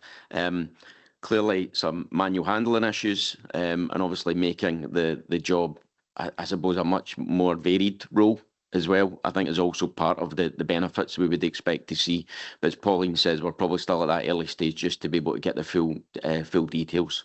But happy to certainly showcase any of the equipment if any of the members want to go and see it. Thanks, Andrew. And if a number of sampled the school dinners up at St Joseph's, and I'd recommend that to them all. And if we need to do that again for some of those that missed out, I'm quite sure we could run that again for colleagues. Okay, so Councillor Linton next on our screens. Ian? Thanks, Leader. And again, not really a question, just a comment. Obviously, regular updates from Joe and his team on progress in this important tool, I suppose, for use throughout the council. And I want to take an opportunity just to thank all those involved. I think the work streams detailed in the paper give a good sense of how wide the work has involved all parts of the council. So I think the better use, basically what I'm trying to say is the better use of the data to better understand what the problem is will clearly bring major improvements in how we deliver services across the paper. So it's a significant paper and I welcome its content. Thanks for that. Councillor Barton. Thanks, Lady. You'll not be surprised I'm going to comment the free school meals, P6, P7. It's something that I championed and pushed for, as you're well aware. And I challenged the service to, can they provide it, which they have. And I'm absolutely delighted to see the first stats coming through. I mean, uptake 62% up from 46% in 2023. Hopefully we see that continue to rise as parents become aware of the free school offer, the free meal offer. And as you've already highlighted, we visited St Joseph's Academy last week, and I have got to say that the quality of the meal was absolutely outstanding. So I'd like to thank all the staff there for hosting us and keep up the good work. And can I ask a further question? Do we have any information of any savings coming back into the Innovation Fund? Just any update on that? Just echo your point about primary 6 and primary 7. I think that's like a vital age to try and encourage, as not from personal experience, to keep eating healthy school dinners and not be tempted by some of the other rubbish that's available. But it's a point well made. Pauline? Yep, so you might recall in previous reports there were a number of areas within the Innovation Fund where we've allocated funding, particularly within the Health and Social Care Partnership, where we agreed that any savings that were made would actually be taken by the service rather than go back into the Innovation Fund. And that applies to probably some of the bigger amounts of money that have been allocated there. And I don't have figures at the moment in terms of what savings have been made against those. One of the examples that is there, where, in fact there's two where I know savings have been made. Education innovation, where they've managed to achieve savings within schools in terms of their recycling, their waste management costs, and also within the ARA Works programme as well, where you'll see there's been a significant increase in terms of income they've been able to achieve from the changes they've made to the system. But we certainly will be working going forward to see how we can quantify some of that financial impact, not just in the Innovation Fund, but also in our early intervention and prevention fund. Good to hear. Ian. I think in addition to that, I think it's a good point Councillor Barton makes. It was also an issue that was raised by external audit when I looked at our transformation programme and our response to how we've mainstreamed some of that. And I think that was certainly a point that Pauline has now picked up in terms of developing this performance framework. It's very much about capturing what are the benefits, financial and other. So some of that will be slower to come through, but it's certainly a commitment we've given to external audit as well as to Cabinet. Yeah, thanks. Thanks, Ian. Okay, I'll bring in Councillor Watts. I hope you're going to vouch how good the soup was. Well, yes, thank you, Leader. Yeah, no, the soup was absolutely brilliant. I mean, yes, what we tasted last week was absolutely great. And yeah, I mean, school meals, the uptake in primary, absolutely brilliant. I mean, 11,000 extra meals served to our children, and that's an initiative that we all support. Within the secondary schools, I mean, yes, it is disappointing that there has been a slight dip. Can I just ask Andrew, do we have, and I can't remember from last week at St Joseph's, but do we have point of sale that we have available with price lists? Because I think some of the reports that are coming back to me from some of the secondary schools is they don't have proper sort of pricing for items that aren't necessarily in the meal deal. So that could be a reason why you've got a slight dip there. So POS, I think, is something that we could possibly look at to pricing. I mean, as a retailer by trade, I mean, point of sale, pushing that prices and stuff like that is extremely important. So I mean, we all know it's 125 for the meal deal, but anything that's outside of that, and it could be putting people off, or some of the children off from actually purchasing things from in the secondary sector. Just something else as well, I think it's absolutely brilliant as well to see the uptake in the early years clothing grant. I think that's another initiative that we all agreed and cross party, and I think that's brilliant to see that uptake has been good as well. But that's me for now, Leader. Thank you. Thanks, Neil. Thanks, Councillor Watts. We have Councillor Maitland. Thank you, Leader. I just a couple of points here. Absolutely agree with you on the ADP outreach worker. I've myself shadowed on that, and I think this is excellent use of early intervention and prevention money. You can measure the impacts quite easily on the lives that it impacts on and improves.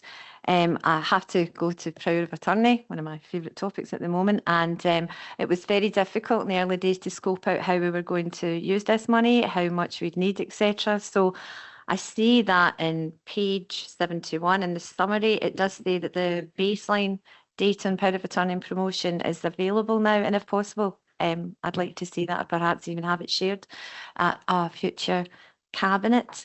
And I think just another quick mention for power of attorney was that I think we've been very good at spreading the word through primary care, but also through social work and through our own services and through our own members and our officers and our staff. And I'd like to see that embedded in it going forward. Power of attorney is so important, not just for the people that are in the hospital, that are waiting to get out, that are waiting for their new care packages, and sometimes the end of life care as well. That is not where we want our loved ones to be.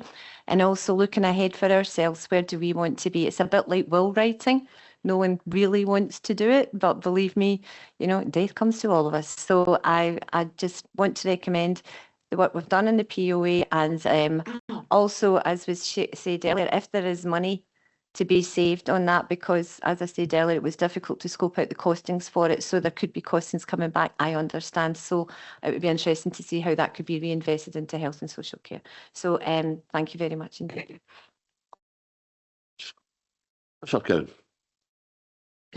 Thanks, Chair. The peer outreach early intervention model, I appreciate today's paper is about extending it out with Kilmarnock. I'm quite concerned about the data that comes out of Ward 2 in Kilmarnock North in this regard. Earlier this year, we got the annual drug-related deaths and non-fatal overdoses. Now, I appreciate there's nobody from Health and Social Care Partnership in chamber today, but I've no issues with extending it to the south of the region, but I'd like to know more about what the focus is, particularly in Ward 2 for this peer outreach programme, because I have to tell you that the data was quite alarming for my own ward. Thank you. Thanks. From my visit, the locus was mainly in the northwest, but though the worker did go to other parts everywhere where required, but the main focus was, and I think there'll be hopefully continue to be focused where it's needed. And I very much agree in terms of some of the stats that are coming out. That would include, sadly, Kilmarnock North area, and I would hope that would continue. And I think we need to take that back. Okay. Anyway, anyone else? Okay, there's been a good discussion there. There's a series of recommendations on page 41. Can we agree paragraph 2? Okay, that concludes, I believe, the educational items, and thank you all for your attendance, particularly Reverend Johnson for your contribution over the years. Thank you. Give me a wee round of applause for you.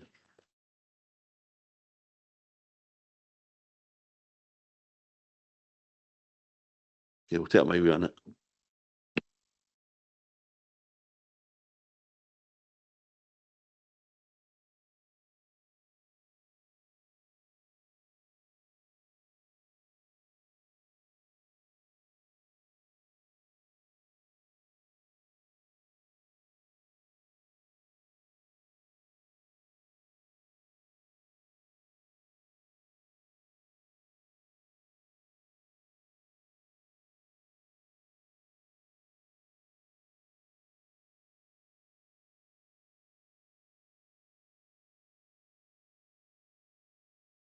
Okay, on to item 6 now, and that's the Pride and Place Impact Funding East Ayrshire allocation. David Waddell. David. Thanks, Chair. The purpose of this report is to provide members with an update in relation to the UK Government Pride and Place Impact Fund, which provides funding for 95 local authorities across Britain, including East Ayrshire. The report also seeks Cabinet approval for the first tranche of the beneficiary projects, noting that these have been discussed with local MPs and MSPs as part of a wider consultation on the fund. Paragraphs 3 to 10 sets out the background of the work undertaken to deliver a range of projects through external funding and covering economic infrastructure, community-led regeneration and business support, and the systems, governance and monitoring which are in place to enable funds to be distributed in line with the UK Government's financial framework. The programme is comprised of two component parts. The main Pride in Place programme will see up to £280 million shared amongst 12 Scottish local authorities to precisely target areas which can benefit from funding being made available for a wide range of regeneration projects. Both South Ayrshire and North Ayrshire have been funded through this new process, which aligns with the existing £20 million funding allocated to Kilmarnock. In terms of Kilmarnock, we've supported the Kilmarnock Neighbourhood Board, and we've developed with them a regeneration plan, which was submitted to UK Government for assessment on the 28th of November, and we currently await confirmation of the progress of the year one spend. The second part of this announcement centred upon the Pride in Place Impact Fund, a capital programme which will see East Ayrshire as one of 8 Scottish local authorities receive £1.5 million over a 2-year period, and which is funded for the whole of East Ayrshire. Paragraph 11 confirms that the funding is specific to capital projects only in areas of public and community spaces, along with High Street and Town Centre revitalisation. The new Pride in Place Impact Fund supports broadly similar policy ambitions as Scottish Government's Place-Based Investment Programme, and Tranche 1 investment approved for 20 projects is underway, and we await Scottish Government confirmation of the funding for Tranche 2. Paragraphs 15 through to 17 sets out the UK Government's allocation methodology using a combined SMID level combined with a Scottish Household Survey to identify Scottish ranking, from which placed East Ayrshire 7th in their listing and allocated this funding. Paragraph 18 through to 25 confirms that East Ayrshire Council is the accountable body for the Pride in Place Impact Fund and is required to work with local stakeholders, including MPs and MSPs, to identify and invest in interventions that must be spent over this and next financial year, with a funding totalling £1.5 million and allowing us to allocate the £750,000 in over each of the 2 years. Paragraph 26 through 31 sets out the type of projects under scope in Tranche 1. And Year 1 supports targets at projects which are required to be delivered and can be delivered over a 2-year programme. This Tranche 2 proposals for the delivery will be subject to a further separate Cabinet report. Much of the feedback received demonstrated the desire to utilise existing funding to deliver some of the developing projects to enhance the public realm, including sports facilities. Having received the confirmation of the funding at the end of September, the Economic Growth Service coordinated an exercise in partnership with other council services to identify potential projects. These have identified from several sources, including place-based investment and RCGF.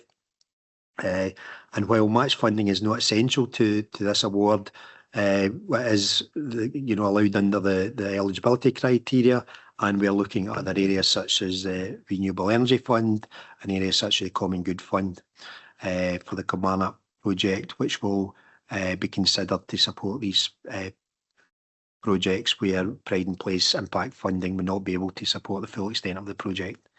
Each potential project has been assessed to ensure that it will comply with the eligibility criteria and they are capable of delivery by the 31st of March 2027. To achieve the committed spend in this financial year, 2 tranches, as I mentioned, have been proposed. And in the first tranche, this is set out in Table 1.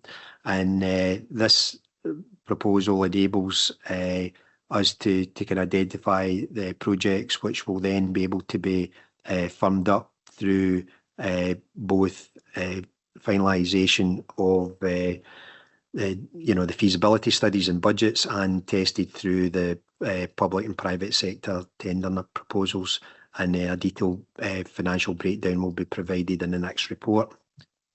So as I say, Table 1 sets out the proposals, and I would make a slight alteration there in terms of Don't Thank Primary School. Apologies if in the narrative I mentioned Short Leeds Primary School, which was a mistake, so apologies for that.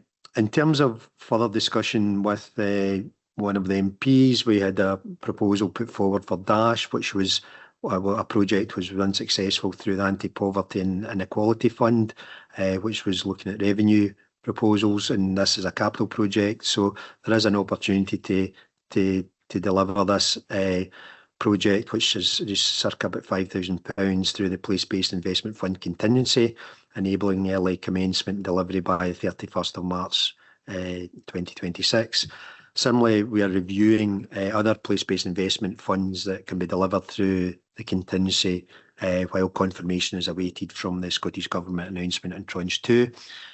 In terms of the estimated project costs highlighted above, funding will be used in respect of the 2-year programme, and we'll be looking at 50% of the project officers post being paid for out of this financial year, which is shared with place-based investment, which will allow us to recoup £32,000, which we can allocate to place-based investment contingency.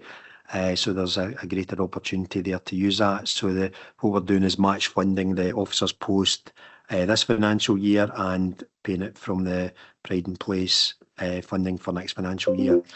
So with a total project and programme costed estimated at £853,000, this leaves an allocated balance of £647,000 in year 2. A number of capital proposals across East Ayrshire are currently being considered, which will align with the Pride and Place eligibility criteria. And this, as I mentioned, the second tranche will be subject to a further Cabinet report, which will set out the progress of Tranche 1, the proposed new projects in Tranche 2, and what the monitoring arrangements are to date. In terms of the implications here set out in paragraph 33 to 41, Chair, and happy to answer any questions. Thanks, David. Just for my own self, I maybe should declare I'm a minor shareholder in Kilmarnock Football Club, so I should maybe declare a non-pecuniary interest or de minimis interest in. Barry. Thank you. I'll welcome funding wherever it's coming from, being completely honest. So whilst I know a number of the projects here have been discussed elsewhere and been considered elsewhere, one of the things I'd like to ask, I mean, certainly the cost for the Statue of Liberty at £200,000 is slightly eye-watering to me. However, what I would like to ask is the co-op drinking fountain that was moved from the corner of John Finney Street, Bank Street to Lonehead Garden. It was given to the people of Kilmarnock in 1910. It is right next to one of our major war memorials in terms of Kilmarnock Cenotaph, and it's certainly welcome any funding to help repair that. It is in the vicinity of some of our finest listed buildings and just round the corner from the Palace Theatre, which is obviously undergoing significant investment. I think it is something I'd like to see be improved. I don't think it would take a significant amount of money to do that, and it might be we can do it in the next tranche, or at least be considered. But I do think there might be space within this first year for maybe £50,000 towards the improvement of that. Dougie, you'll know it well from your days at Lonehead Primary, I'm sure, and obviously formerly represented that part of the town as well. I don't think it would take a significant amount of money. It'd be great to see it working again and having water, but regardless of that, if we could have it cleaned up and lit up or something to try and note the significance, because, and I suppose should declare an interest as a Labour and cooperative councillor, the co-op movement, absolutely part of my DNA, and really keen to see something there, if possible, could be included, given its proximity to a lot of other works that are going on. Thank you. Thanks, Barry. Councillor Douglas, you're making me feel exceptional because I remember it working and I've actually drank for it during my days at Lonehead, as you rightly put. Councillor McMahon wanted, I think we maybe come back to it, and I don't think anything's particularly against it, and I think we want to there'll be another tranche coming, and I think, some of these are estimates here, and, I would agree in terms of some of they seem quite an upper end of the estimates, and if there is additional funding, we can certainly look at look at things like that, and it's something that I would particularly be supportive of. But I'm sure other members have other issues too. But I mean, I'd certainly that one's certainly a good suggestion. Councillor McMahon. Thank you, Chair. Yes, certainly welcome the funding, and in particular for my own ward Doonan and Ward 8. I'm glad to see that the War Memorial's getting a bit of attention with that as well. My particular focus on this is the minor statue in the memorial in Cumnock. We're well aware the situation with the memorial that was lost. It was in the precinct in Cumnock. Although no conducive to outdoor elements, the fact is it's still been lost, and I don't think it's ever been accounted for. The explanation is lost, I suppose, for that. But I'm delighted working with the sculptor that had originally designed that piece, that we now have another piece that will be on public display in the community, no indoors, and it'll be there for everybody to see. So I'm really encouraged and delighted to see that. Thanks, Jim. Councillor Filson, too. Thanks, Chair. I'm kind of disappointed in this paper, to tell you the truth. I think it's a kind of step back for the council, the way we've been doing things lately, again, especially with the place-based investment programme and how good that worked over the past 5 years. As Cabinet spokespersons for localities in place in community wealth building, I was advised about this fund was coming down the line, basically, Ken, but nobody's came to me to give me an update on it. So I thought it was just a continuation, basically, of the place-based investment programme. And a lot of the communities out there were feeling the same way as well.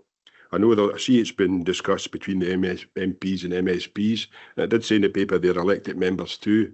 I would like to know who the elected members were. We've now got a paper in front of us. It's got 4 memorials and a fence to this funding, and the first year's tranche is away. But for the place-based investment programme there's 24 communities there and groups disappointed that they didn't make it the last tranche of the place-based investment programme. And some of the projects do tick, and some of these things it's actually in there, it's put forward, but maybe probably come through if discussions were done with the community and the local elected members. I mean, they do, some of these 24 projects do tick the public spaces, the community spaces in the high street and town centre revitalisation. I would just say, the way we've been going as a council, giving the community that empowerment to have a say in these things. I don't see any community empowerment here at all. So that's where I'm coming from. I do welcome the funding that's coming, but I think we could look at this paper a bit better and give the communities a wee bit more say, and elected members. No, that's a point well made. It has been quite rushed at the end, Drew, and it's been quite late to a lot of us, and maybe bring in the Deputy Chief Executive, because obviously the model we like to use normally is very much use the community to in determining in terms of consultation. And one of the things I was going to suggest was that any of these projects, as we normally do, we kind of community, whether it's art or sculpture projects, we always like to use the local schools, and if there can be any educational value to these projects, I hope that would be incorporated as well. But Rich. Yeah, through you, Leader. Thanks, Councillor Filson. And fair comments. I think, as the Leader said, we've had to move at pace premised on the limited guidance we've received in this space, but I'm happy to take on board your comments, have a conversation with David around how we move forward in that regard as the programme develops and evolves. Sure. Okay, thanks. Councillor Watts. Yes, thank you. No, I'm really pleased with this report. To be fair, it is, I think, really good, certainly for my ward, and I would echo what Councillor McMahon has said. I think Cumnock Community Council will be really happy with the Miners Memorial. It's something that's been discussed over many years by the Community Council, as Councillor McMahon stated, the old memorial disappeared. No one could find it, so a replacement is very important. History is very important, and where we're restoring monuments and putting new ones into place that reflect history of local areas, that is really, really important. So the fact that the War Memorial as well in Cumnock is getting works done to it as well, I certainly welcome what we have in front of us. So thank you, Leader. Thanks. David. No, it was just to pick up a kind of general point that was raised about the size of the funding allocations, and obviously we would normally come to you with a fully costed proposal that we would then highlight. Unfortunately, the time frame in this has been very, very short, as Richard has alluded to, and as such that these are figures which we've have been pure estimates, and we will come back with firm costs and once we've got that work carried out. We have had discussions with, and that Councillor Watts referenced the Cumnock Community Council, so they are quite keen to see this progress, and part of the programme will be to sit down with these groups to work out a programme to take this forward, and then obviously to get these fully costed to take this forward, and obviously Councillor Douglas referenced what there that we'll certainly look at putting within the proposals for taking forward. I think that sounds, if there is any additional money, and I'm quite sure. I mean, I know we're doing work at Rugby Park, for instance, and I know there's been a bit of damage done to the memorial which sits right next to this project. So things like that might be, just if there is any additional funding, maybe something worth looking at if there is underspending this. So I think we could agree that principle. If that's okay. Sorry, Councillor Douglas then.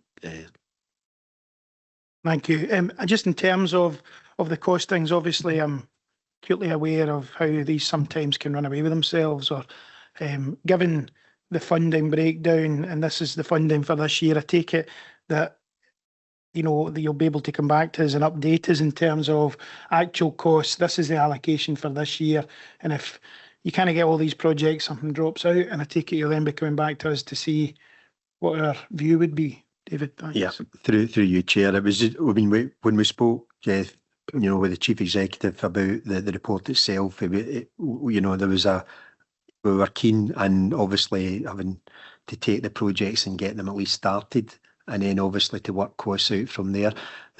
As I mentioned, we got notification this at the end of September, so getting that late and tried to then bring this round with meeting the eligibility criteria that we had to get the grant meant that things have been taken forward at pace.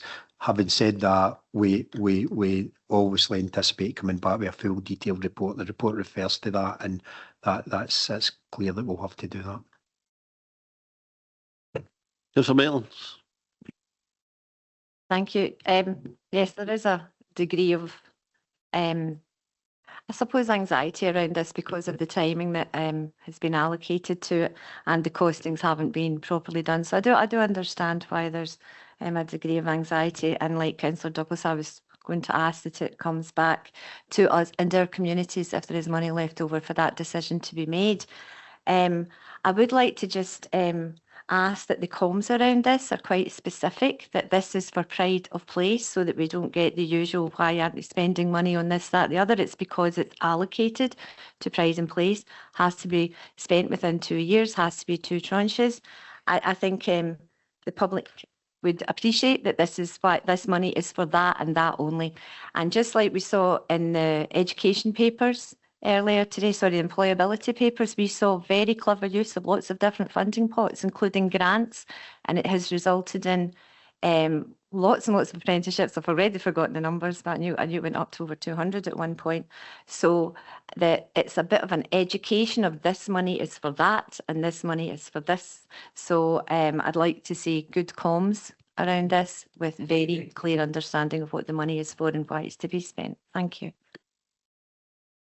Thanks. And I think in terms of the community wealth building, if there's local contractors, including ourselves, that can do some of this work, I think that's to to be welcomed. So as we get the wider benefits we can get off this, the better. But I think yourself, Councillor, and others have made good points in terms of but I think it's out of necessity we've had to put it in this way. But I think comms is absolutely important as we make very difficult decisions in the months ahead. It's important we get this absolutely right. Okay. Anyone else want to contribute? We okay? Okay, can we agree the recommendations? Okay. And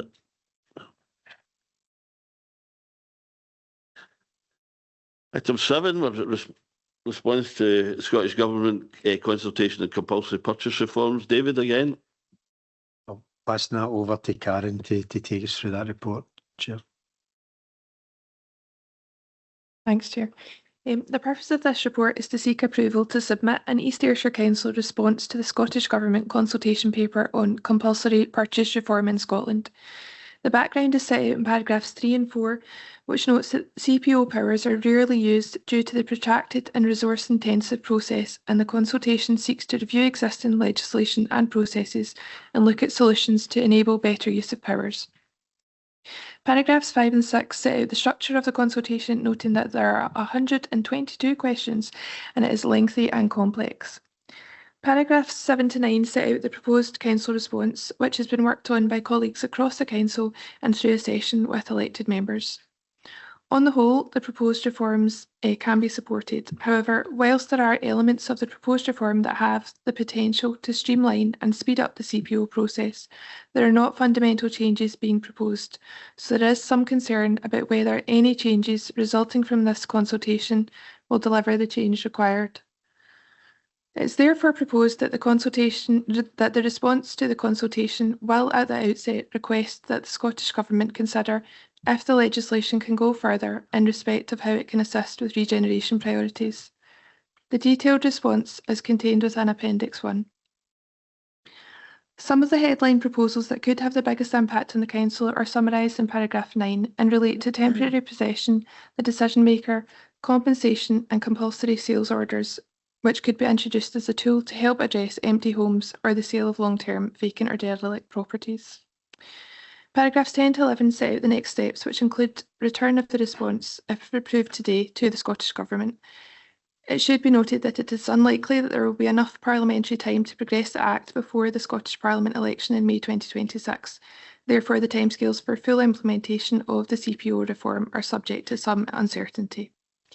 The implications are set out in paragraphs 12 to 16 and the recommendations in paragraph 2. I'm happy to take any questions. Thank you, Chair. Thanks, Karen. Members, any questions for Karen? That's quite straightforward. Okay, for the questions, can we agree paragraph 2, 3 recommendations there? Can we agree?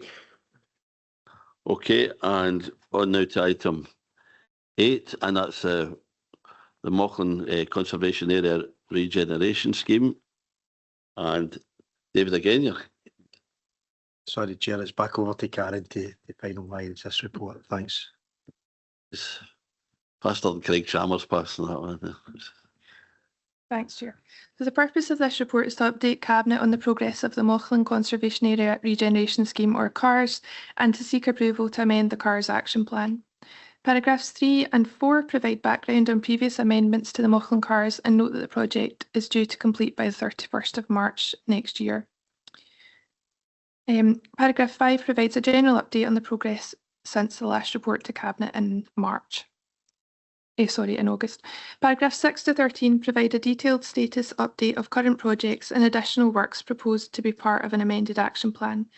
Paragraph 6 notes the underspend on Burns House Museum and that it is proposed to instruct some additional external repairs to achieve a full spend as planned. Paragraph 11 sets out a proposal for a mural and details of a small grant scheme. Paragraph 14 lists a range of amendments to the action plan which are proposed to ensure maximum spend of the grant, and the revised action plan is set out in Appendix 3. Paragraphs 15 to 23 identify the implications relating to this report. Paragraph 17, which sets out the financial implications, confirms that the proposals only involve the reallocation of existing funds and that there is no additional funding required.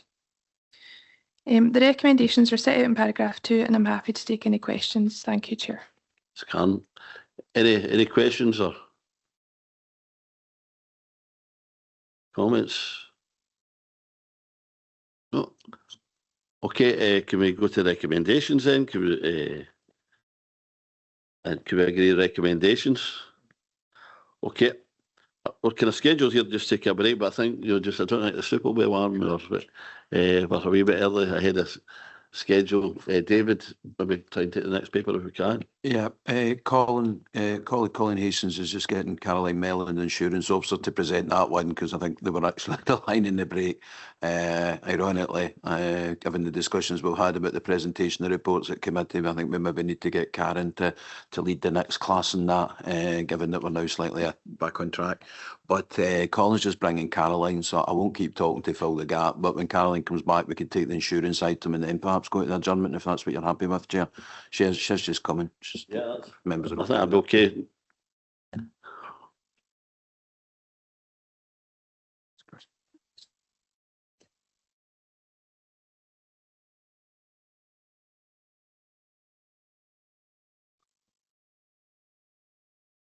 I'm not sure if food law is the thing we want to be discussing before lunch.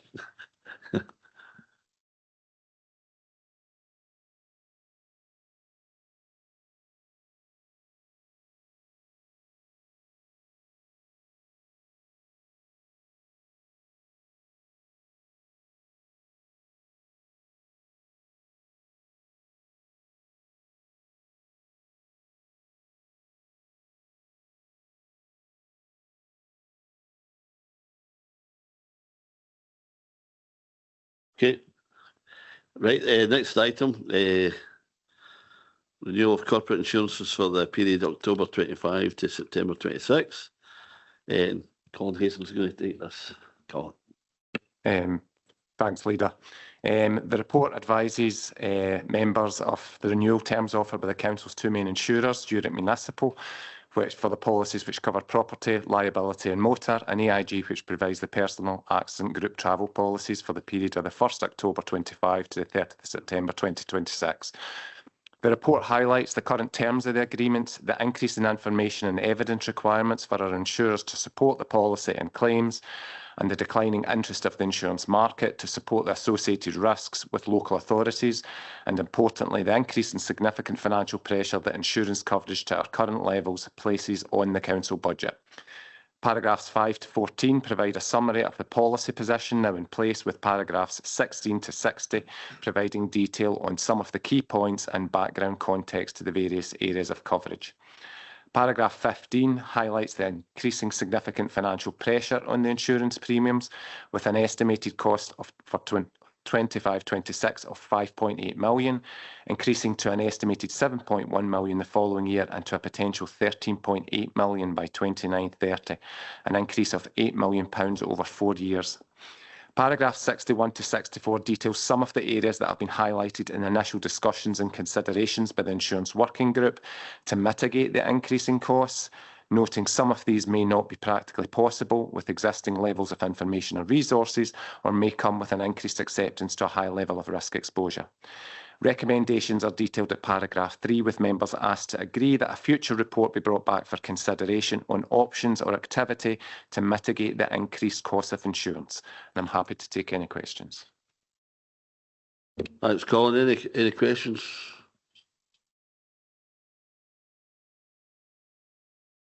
Okay. Well, that's fine. Can we?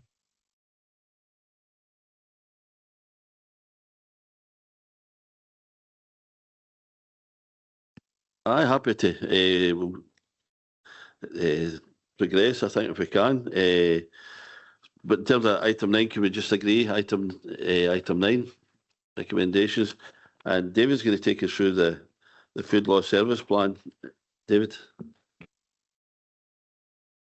Once my site helps me identify the right pages, Chair. Apologies. Yeah, it's actually finding it. The team leader Morag McCallum was on call to present the paper, but after the break. But I'm quite happy, given the size of the agenda and the fact that some members also have a major meeting this afternoon to assist by taking this one through. This is the annual Food Law Service Plan that we are required to prepare and bring for approval and publish every year. I appreciate the eagle eye will spot it's 25-26, but hopefully those eagle eyes will also spot it runs from September to September. So we're not 8 months or 9 months behind. We are only 2 or 3 months into the year, and that simply reflects the amount of work that goes into this and some of the resource issues within the team.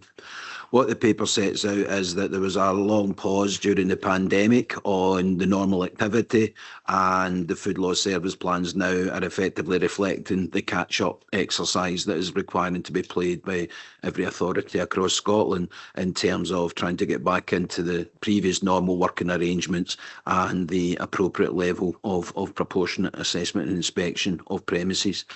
Bearing in mind this is all about managing the public health risk if food businesses are not properly regulated and not operating to the relevant hygiene standards, etc., etc. So it always has been and always will be safety driven.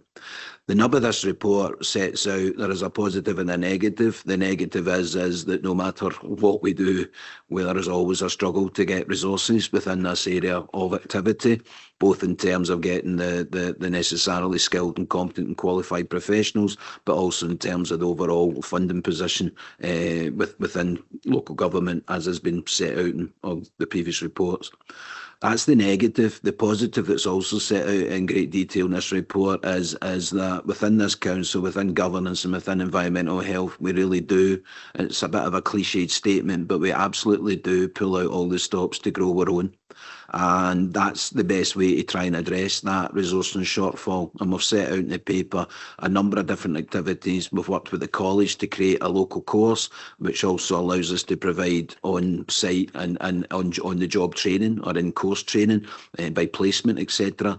We have worked with different colleagues to get them to qualification by various routes, some longer than shorter than others. And we have at the moment effectively got a couple of good quality EHOs in the making, in the waiting, ready to take up the vacancies that might arise in the future. So the negative, as I say, is it's always a challenge. The positive is I think we have a really good track record in trying to address the staffing issues.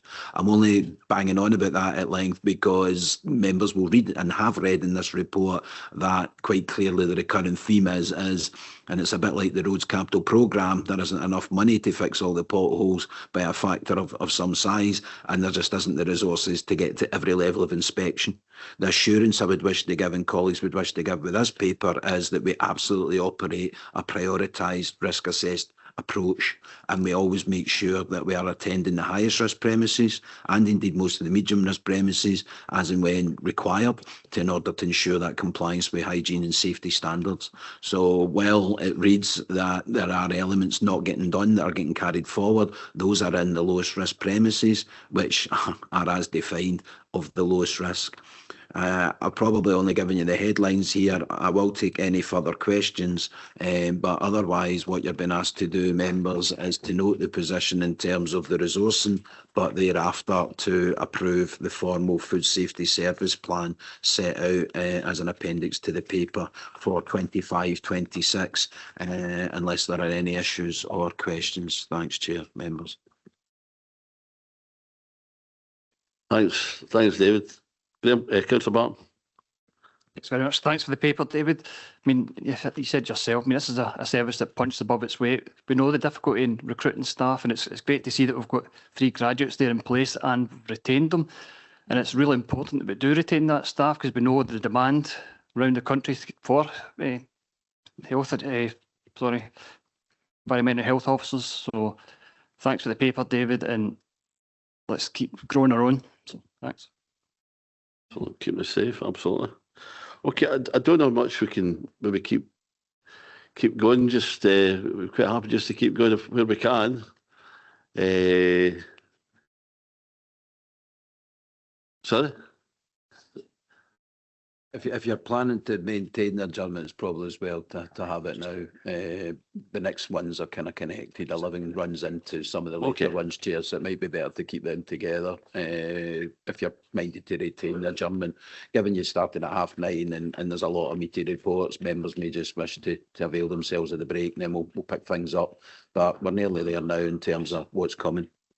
Okay, 12:10.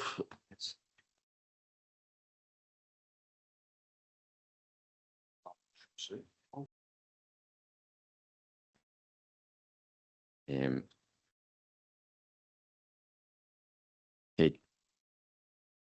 Thank you, Chair. This report is an update on the current review of the capital programme and to request the reallocation of underspent funding across the programme to address immediate project pressures. Members will be aware that the capital programme is reviewed on an annual basis and is presented with the revenue budget and treasury management plan in February each year. However, this year we've required to allocate additional funding through the year to a number of projects due to ongoing challenges across the programme and within the construction market. Recognising the interim position, this report highlights an underspend in the Council's capital allocation that was made to support the remediation and funding from bonds received to address the open cast sites. All work has now been completed and the Council's contribution being £2.2 million below the initial £10 million allocation. Therefore, this report is the first of 3 reports being presented to Cabinet with the request to allow this underspend to be reallocated across the capital programme to meet the more immediate financial pressures to progress key projects at Mellon Park, Western Road and Garlath. Subsequent 2 reports that will follow this report will provide further details on the projects at Mellon Park and Western Road, but as they have commitments that are commercially sensitive, they will be presented under exclusion of press and public. Also recognising the complexity of the coal restoration funding process, David Mitchell will also provide some further background prior to questions. Thanks, Chair. Okay. Thanks, Chair. Members, just to clarify the position in relation to the funding that is referred to in the report. I think we all thought that the time had come for the scars on our back to heal in terms of the open cast issue that arose in April 2013, and we are nearly there. But the headlines are that following the collapse of the open cast industry, which was a national issue, but the impacts were most severely felt in East Ayrshire, where we had by far and away the largest percentage of the former open cast industry. And the situation that presented itself to us in April 2013 was the rather shocking news that we had the equivalent of 4,500 hectares. That's the same surface, sorry, the equivalent surface area of 4,500 football pitches of unrestored land. And if it had only been a few inches deep, we would have been fine. But some of that surface area went many, many metres deep into the ground. You also had the actions of the English coal company, ATH, who abandoned the most onerous land and under English law were allowed to do so, although thankfully Scottish Coal weren't under Scottish insolvency law. So the council also became the proud owners of Grieve Hill, Garleffen and Scares Voids, which were among the most onerous assets or land that were left. In essence, the council, along with Scottish Government, identified what required to be done to deliver the restoration. The council initially quantified that the likely cost of restoring all those sites per the original consents to conform with the original approved restoration scheme, some of them going back 30, 40 years previously, would be around the £161 million. Clearly, there wasn't £161 million available to anyone and everyone, even when it was all piled up together to deliver the restoration. But the council worked with many partners, including the Scottish Government, the Scottish Mines and Restoration Trust, Hargreaves and Hargreaves Land, and all the other operators at that time to try and minimise the impact and address the unfulfilled restoration. Appreciate that there are many perhaps different views in the matter, but the council's position quite clearly is we have delivered. We took the paper to council in March, I think it was 23, which advised of the progress and the completion of the restoration at all bar Chalmerston of the 9 or so complexes that were affected by this. So Chalmerston sat as the last to be done. The proposed approach for Chalmerston was that Brockwell, who then took on the land adjacent to Chalmerston for the delivery of the North Kyle wind farm, they recognised their liability and they put in, I think it was from memory, 2.6 million for the council to work with FLS, who took ownership of the rest of the Chalmerston site to deliver the restoration of Chalmerston. The big picture in 2013 was Scottish Government put 10 million in of their money, but that was to address issues at Palharnell and Dilfad because they were the ones that were subject to the EU infraction proceedings. All the trauma's coming back to us now. So their focus was to address the situation on that complex to avoid the EU applying fines to Scottish Government and to the council or councils. So they put 10 million in. The council recovered, despite all the reporting at the time. The council did actually recover over £22 million in bonds money for different restorations at different sites, and that went into the pot. So the overall pot was actually 42, 10 from the council, 10 from the government, and 22 from the bonds. And with that 22, we have complex by complex delivered the restoration. The Chalmerston one, as I say, happens to be last. Chalmerston was signed off by the Planning Committee last Friday. Members received the normal report because we put different governance arrangements in place after the open cast. And the position now is that the discharge of the final consent and conditions and the decision and determination that a restoration is complete is reported up to the Planning Committee. So it's not the judgment of a single officer. So as of Friday, the restoration is formally complete. But the real reason there has been any underspend is because of the smart working. Members will recall we brought a paper to Cabinet previously, and while the original intention was that North Kyle kind of wanted, well, let us build the wind farm so you don't get in our way, let us complete that, and then we were to restore the rest of Chalmerston on completion of North Kyle. But it quickly became clear for a variety of reasons when they were on and commencing their work operations and the construction of North Kyle that there was opportunities to get better value. They had to move an awful lot of peat out to dig the bases for the turbines, etc., etc.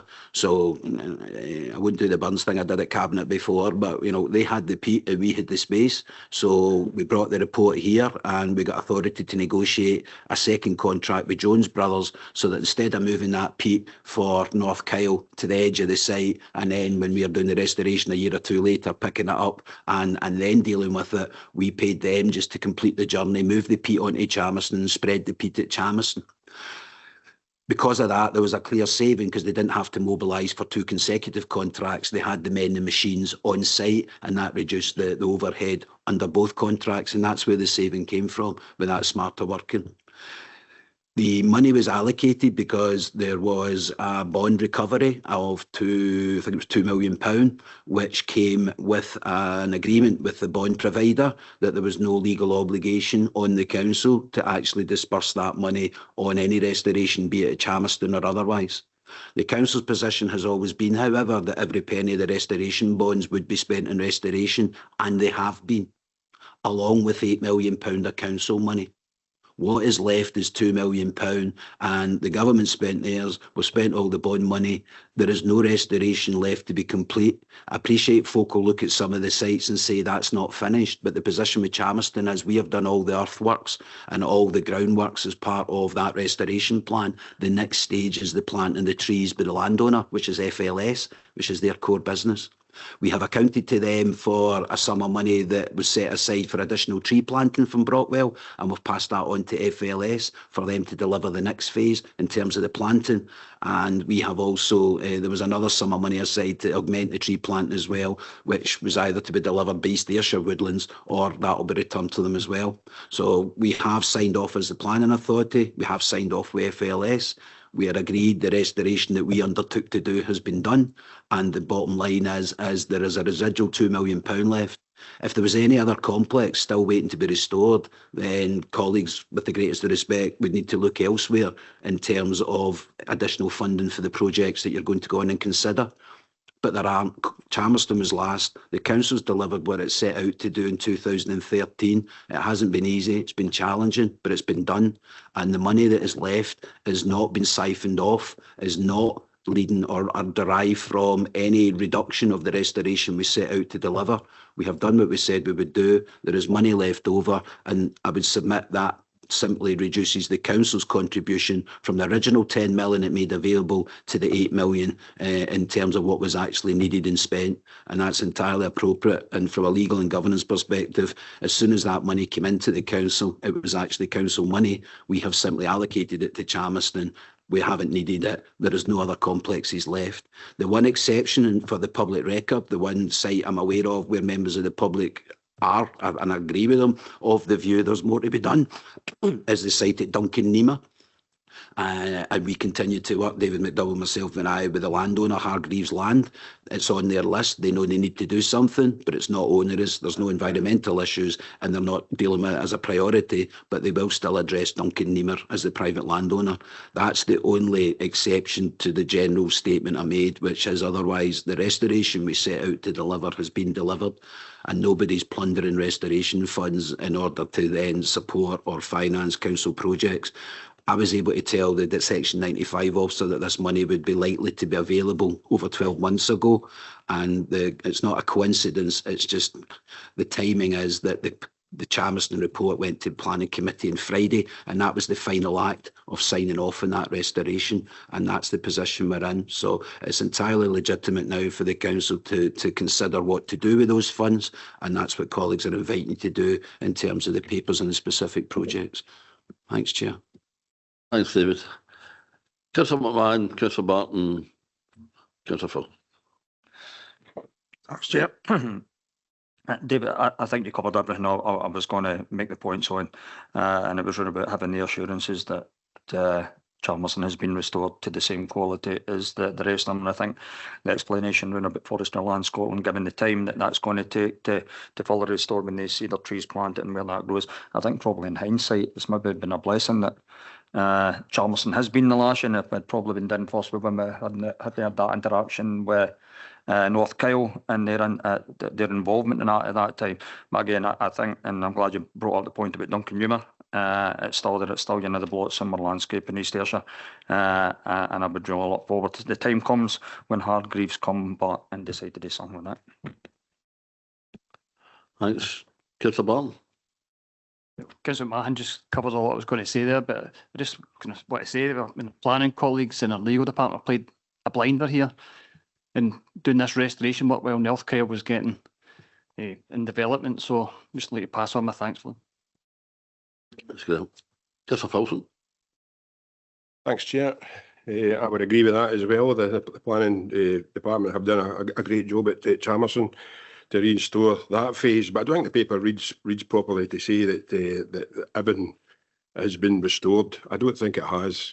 That phase has, and the council, as David says, has used that money to do that. But what's not getting taken into consideration is the likes of what we've been left with here at Chalmerston and Dolmellington and the Newcomer. We've got 11 years, I keep telling you this all the time, I've been batting on for it, but 11 years damage done to the roads.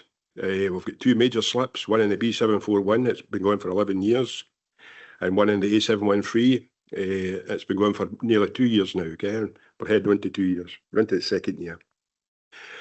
And the costing for that road repair is at Cole Glen is 690,000 to get that sorted. Traffic lights for 11 years has cost us £126,000. The Polnesian ones is 500,000 to repair that, and the traffic lights there have cost 38,000 as it is just now. So for me, it's a hard one, and I see the pressures it's on Andrew and facilities and management and all the good projects where the money could go to. But we can't go and take that money away from the Doon Valley and the Chalmerston site if we're left with roads that's all been broken through all the heavy traffic through open cast, through wind farms. The size of some of these transformers that came to Meikle Hill substation, it burst all the water pipes coming up the road there. So that damage has been done to the road. A new ARA has got to pick up that bill, but that money is still there.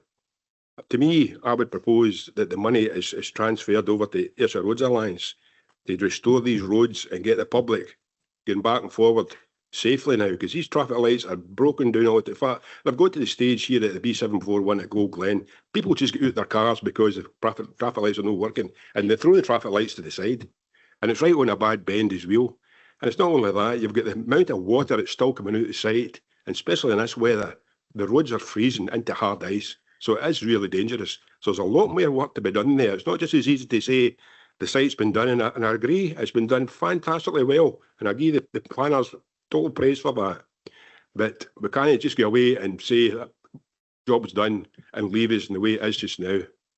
It's been going on for 11 years and more now, right from the open cast days, right through to what we've got now, the wind farm side of things. So we've really got to look at it. So I propose that that money is redirected, sorry Andrew, to the Ayrshire Roads Alliance to get these roads fixed after 11 years. Thanks, Drew. Thank you. Rich. Yeah, thanks, Leader. Thanks, Councillor Filson. Totally recognise the points being raised, and having visited site with you not so long ago, seen firsthand some of the challenges in that space. As members are aware, we'd also reallocated some of the capital programme from last year around roads, land slips, etc. And officers have made a similar start in terms of the process in considering the capital programme for next year and beyond in terms of addressing some of these ongoing challenges and pressures. I guess due to the time-bound nature of the projects before you today, officers felt that it appropriate to propose the allocation of spend as presented. That would be our best professional advice, but I'm happy to provide Councillor Filson with assurances that through that capital programme review, recognising the long-standing challenges we've got in this space, we'll consider these matters that you've raised as the utmost importance and consider it in that context if members are minded to support the request as presented to members today. Thanks, Richard. Could I just ask David a question as well, please? Just on the further site, David, you mentioned there 4.5 hectares. We've done what we've done just now, which is really fantastic, as I say. But the rest of the work, if this money gets just taken away just now, who's going to restore the rest of the site? No, it's FLS are now going to plant trees in the site, and they have the funding for that. That's their core business. So we've handed over the money that came from Brockwell for the tree planting, and we have fulfilled what we said we would do to get their ground prepared, utilising the monies I've identified for the tree planting to take place. So phase 1 was getting the ground ready. That's done, and that's the restoration signed off from the planning authority's interest. And then the tree planting now will be taken forward by FLS at Chalmers. Thanks, I do accept that, but there's still a large area of ground that will not be restored at all. Right from Pennyveeney right through to the original site at Chamerson, which is further towards Patna. That's all still lying wide to the wall, moonscape. I mean, so who's going to restore all that if this money's just been taken away altogether? Say the report went up to the planning committee on Friday detailing that the restoration we set out to deliver has been delivered. The rest will sit with FLS as the landowners, who will benefit from the tree growing on there and the tree planting. So if there is anything else outstanding, it sits with FLS. But I'll double check that. But I had done that with colleagues and officers that have been involved in the projects for the last 13 years before we took the paper to the planning committee. Thanks for that too, David. But I think a lot of the ground, that's Forest Land Scotland's ground, that's fine. But there's a lot of the ground still belongs to Hargreaves, and that was after they took on Scottish Coal. So it's just these reassurances that ground will be restored as well. Hargreaves will fulfil their restoration liabilities within the construction. It sits within the consent for the North Kyle construction, so it's maybe just the timing in terms of where they're at with the completion of the other elements of their site. But if it's sitting under Hargreaves' land, we'll pick it up with them. But the principle was the council focused on those areas that either had no owners or the owners no longer existed, which is the same thing, I suppose. But the council focused on the ones where there wouldn't be any other solution. We worked, as I said, in partnership, including the landowners, a lot of which changed over time. But just as with Duncan Nima, if there are other elements where Hargreaves Land, who to be fair to Hargreaves Land have delivered on every commitment they made for 13 years, so I've no reason to believe they won't see through their obligations and commitments to the land you're talking about. But if it's under private ownership, we will pick it up with Hargreaves Land. David McDowell and myself, we will ask them to confirm what their plans are, and I'll come back to you with that. Thanks for that assurance.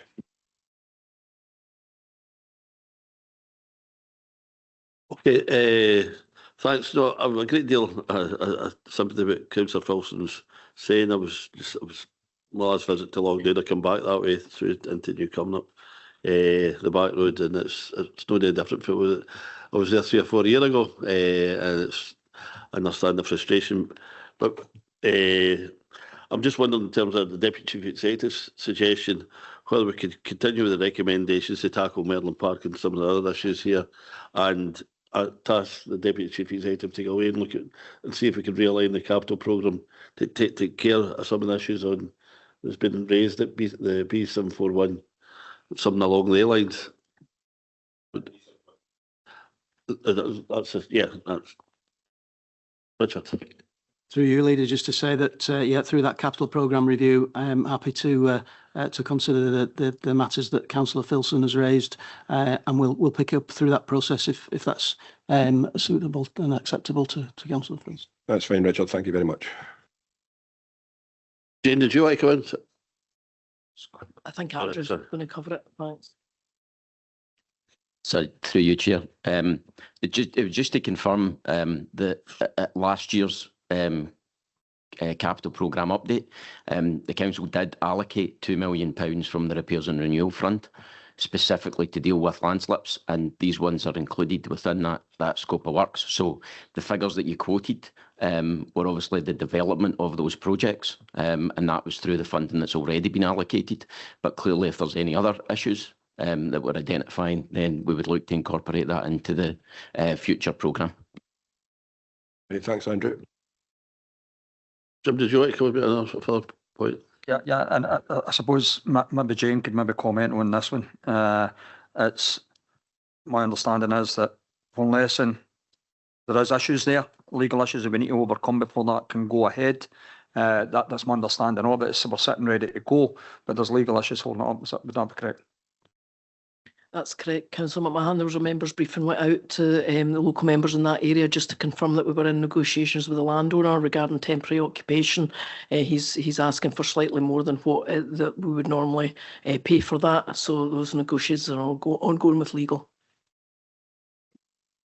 Okay, so if you don't mind, I'm suggesting an alternative to the include that so that Richard can go away. We can task Richard in. I appreciate what Andrew's saying as well, and take that into consideration and all the ownership issues. One thing's for certain, it's been on for too long, and we need to try and see if we can include matters. Thanks, Chair. Thanks.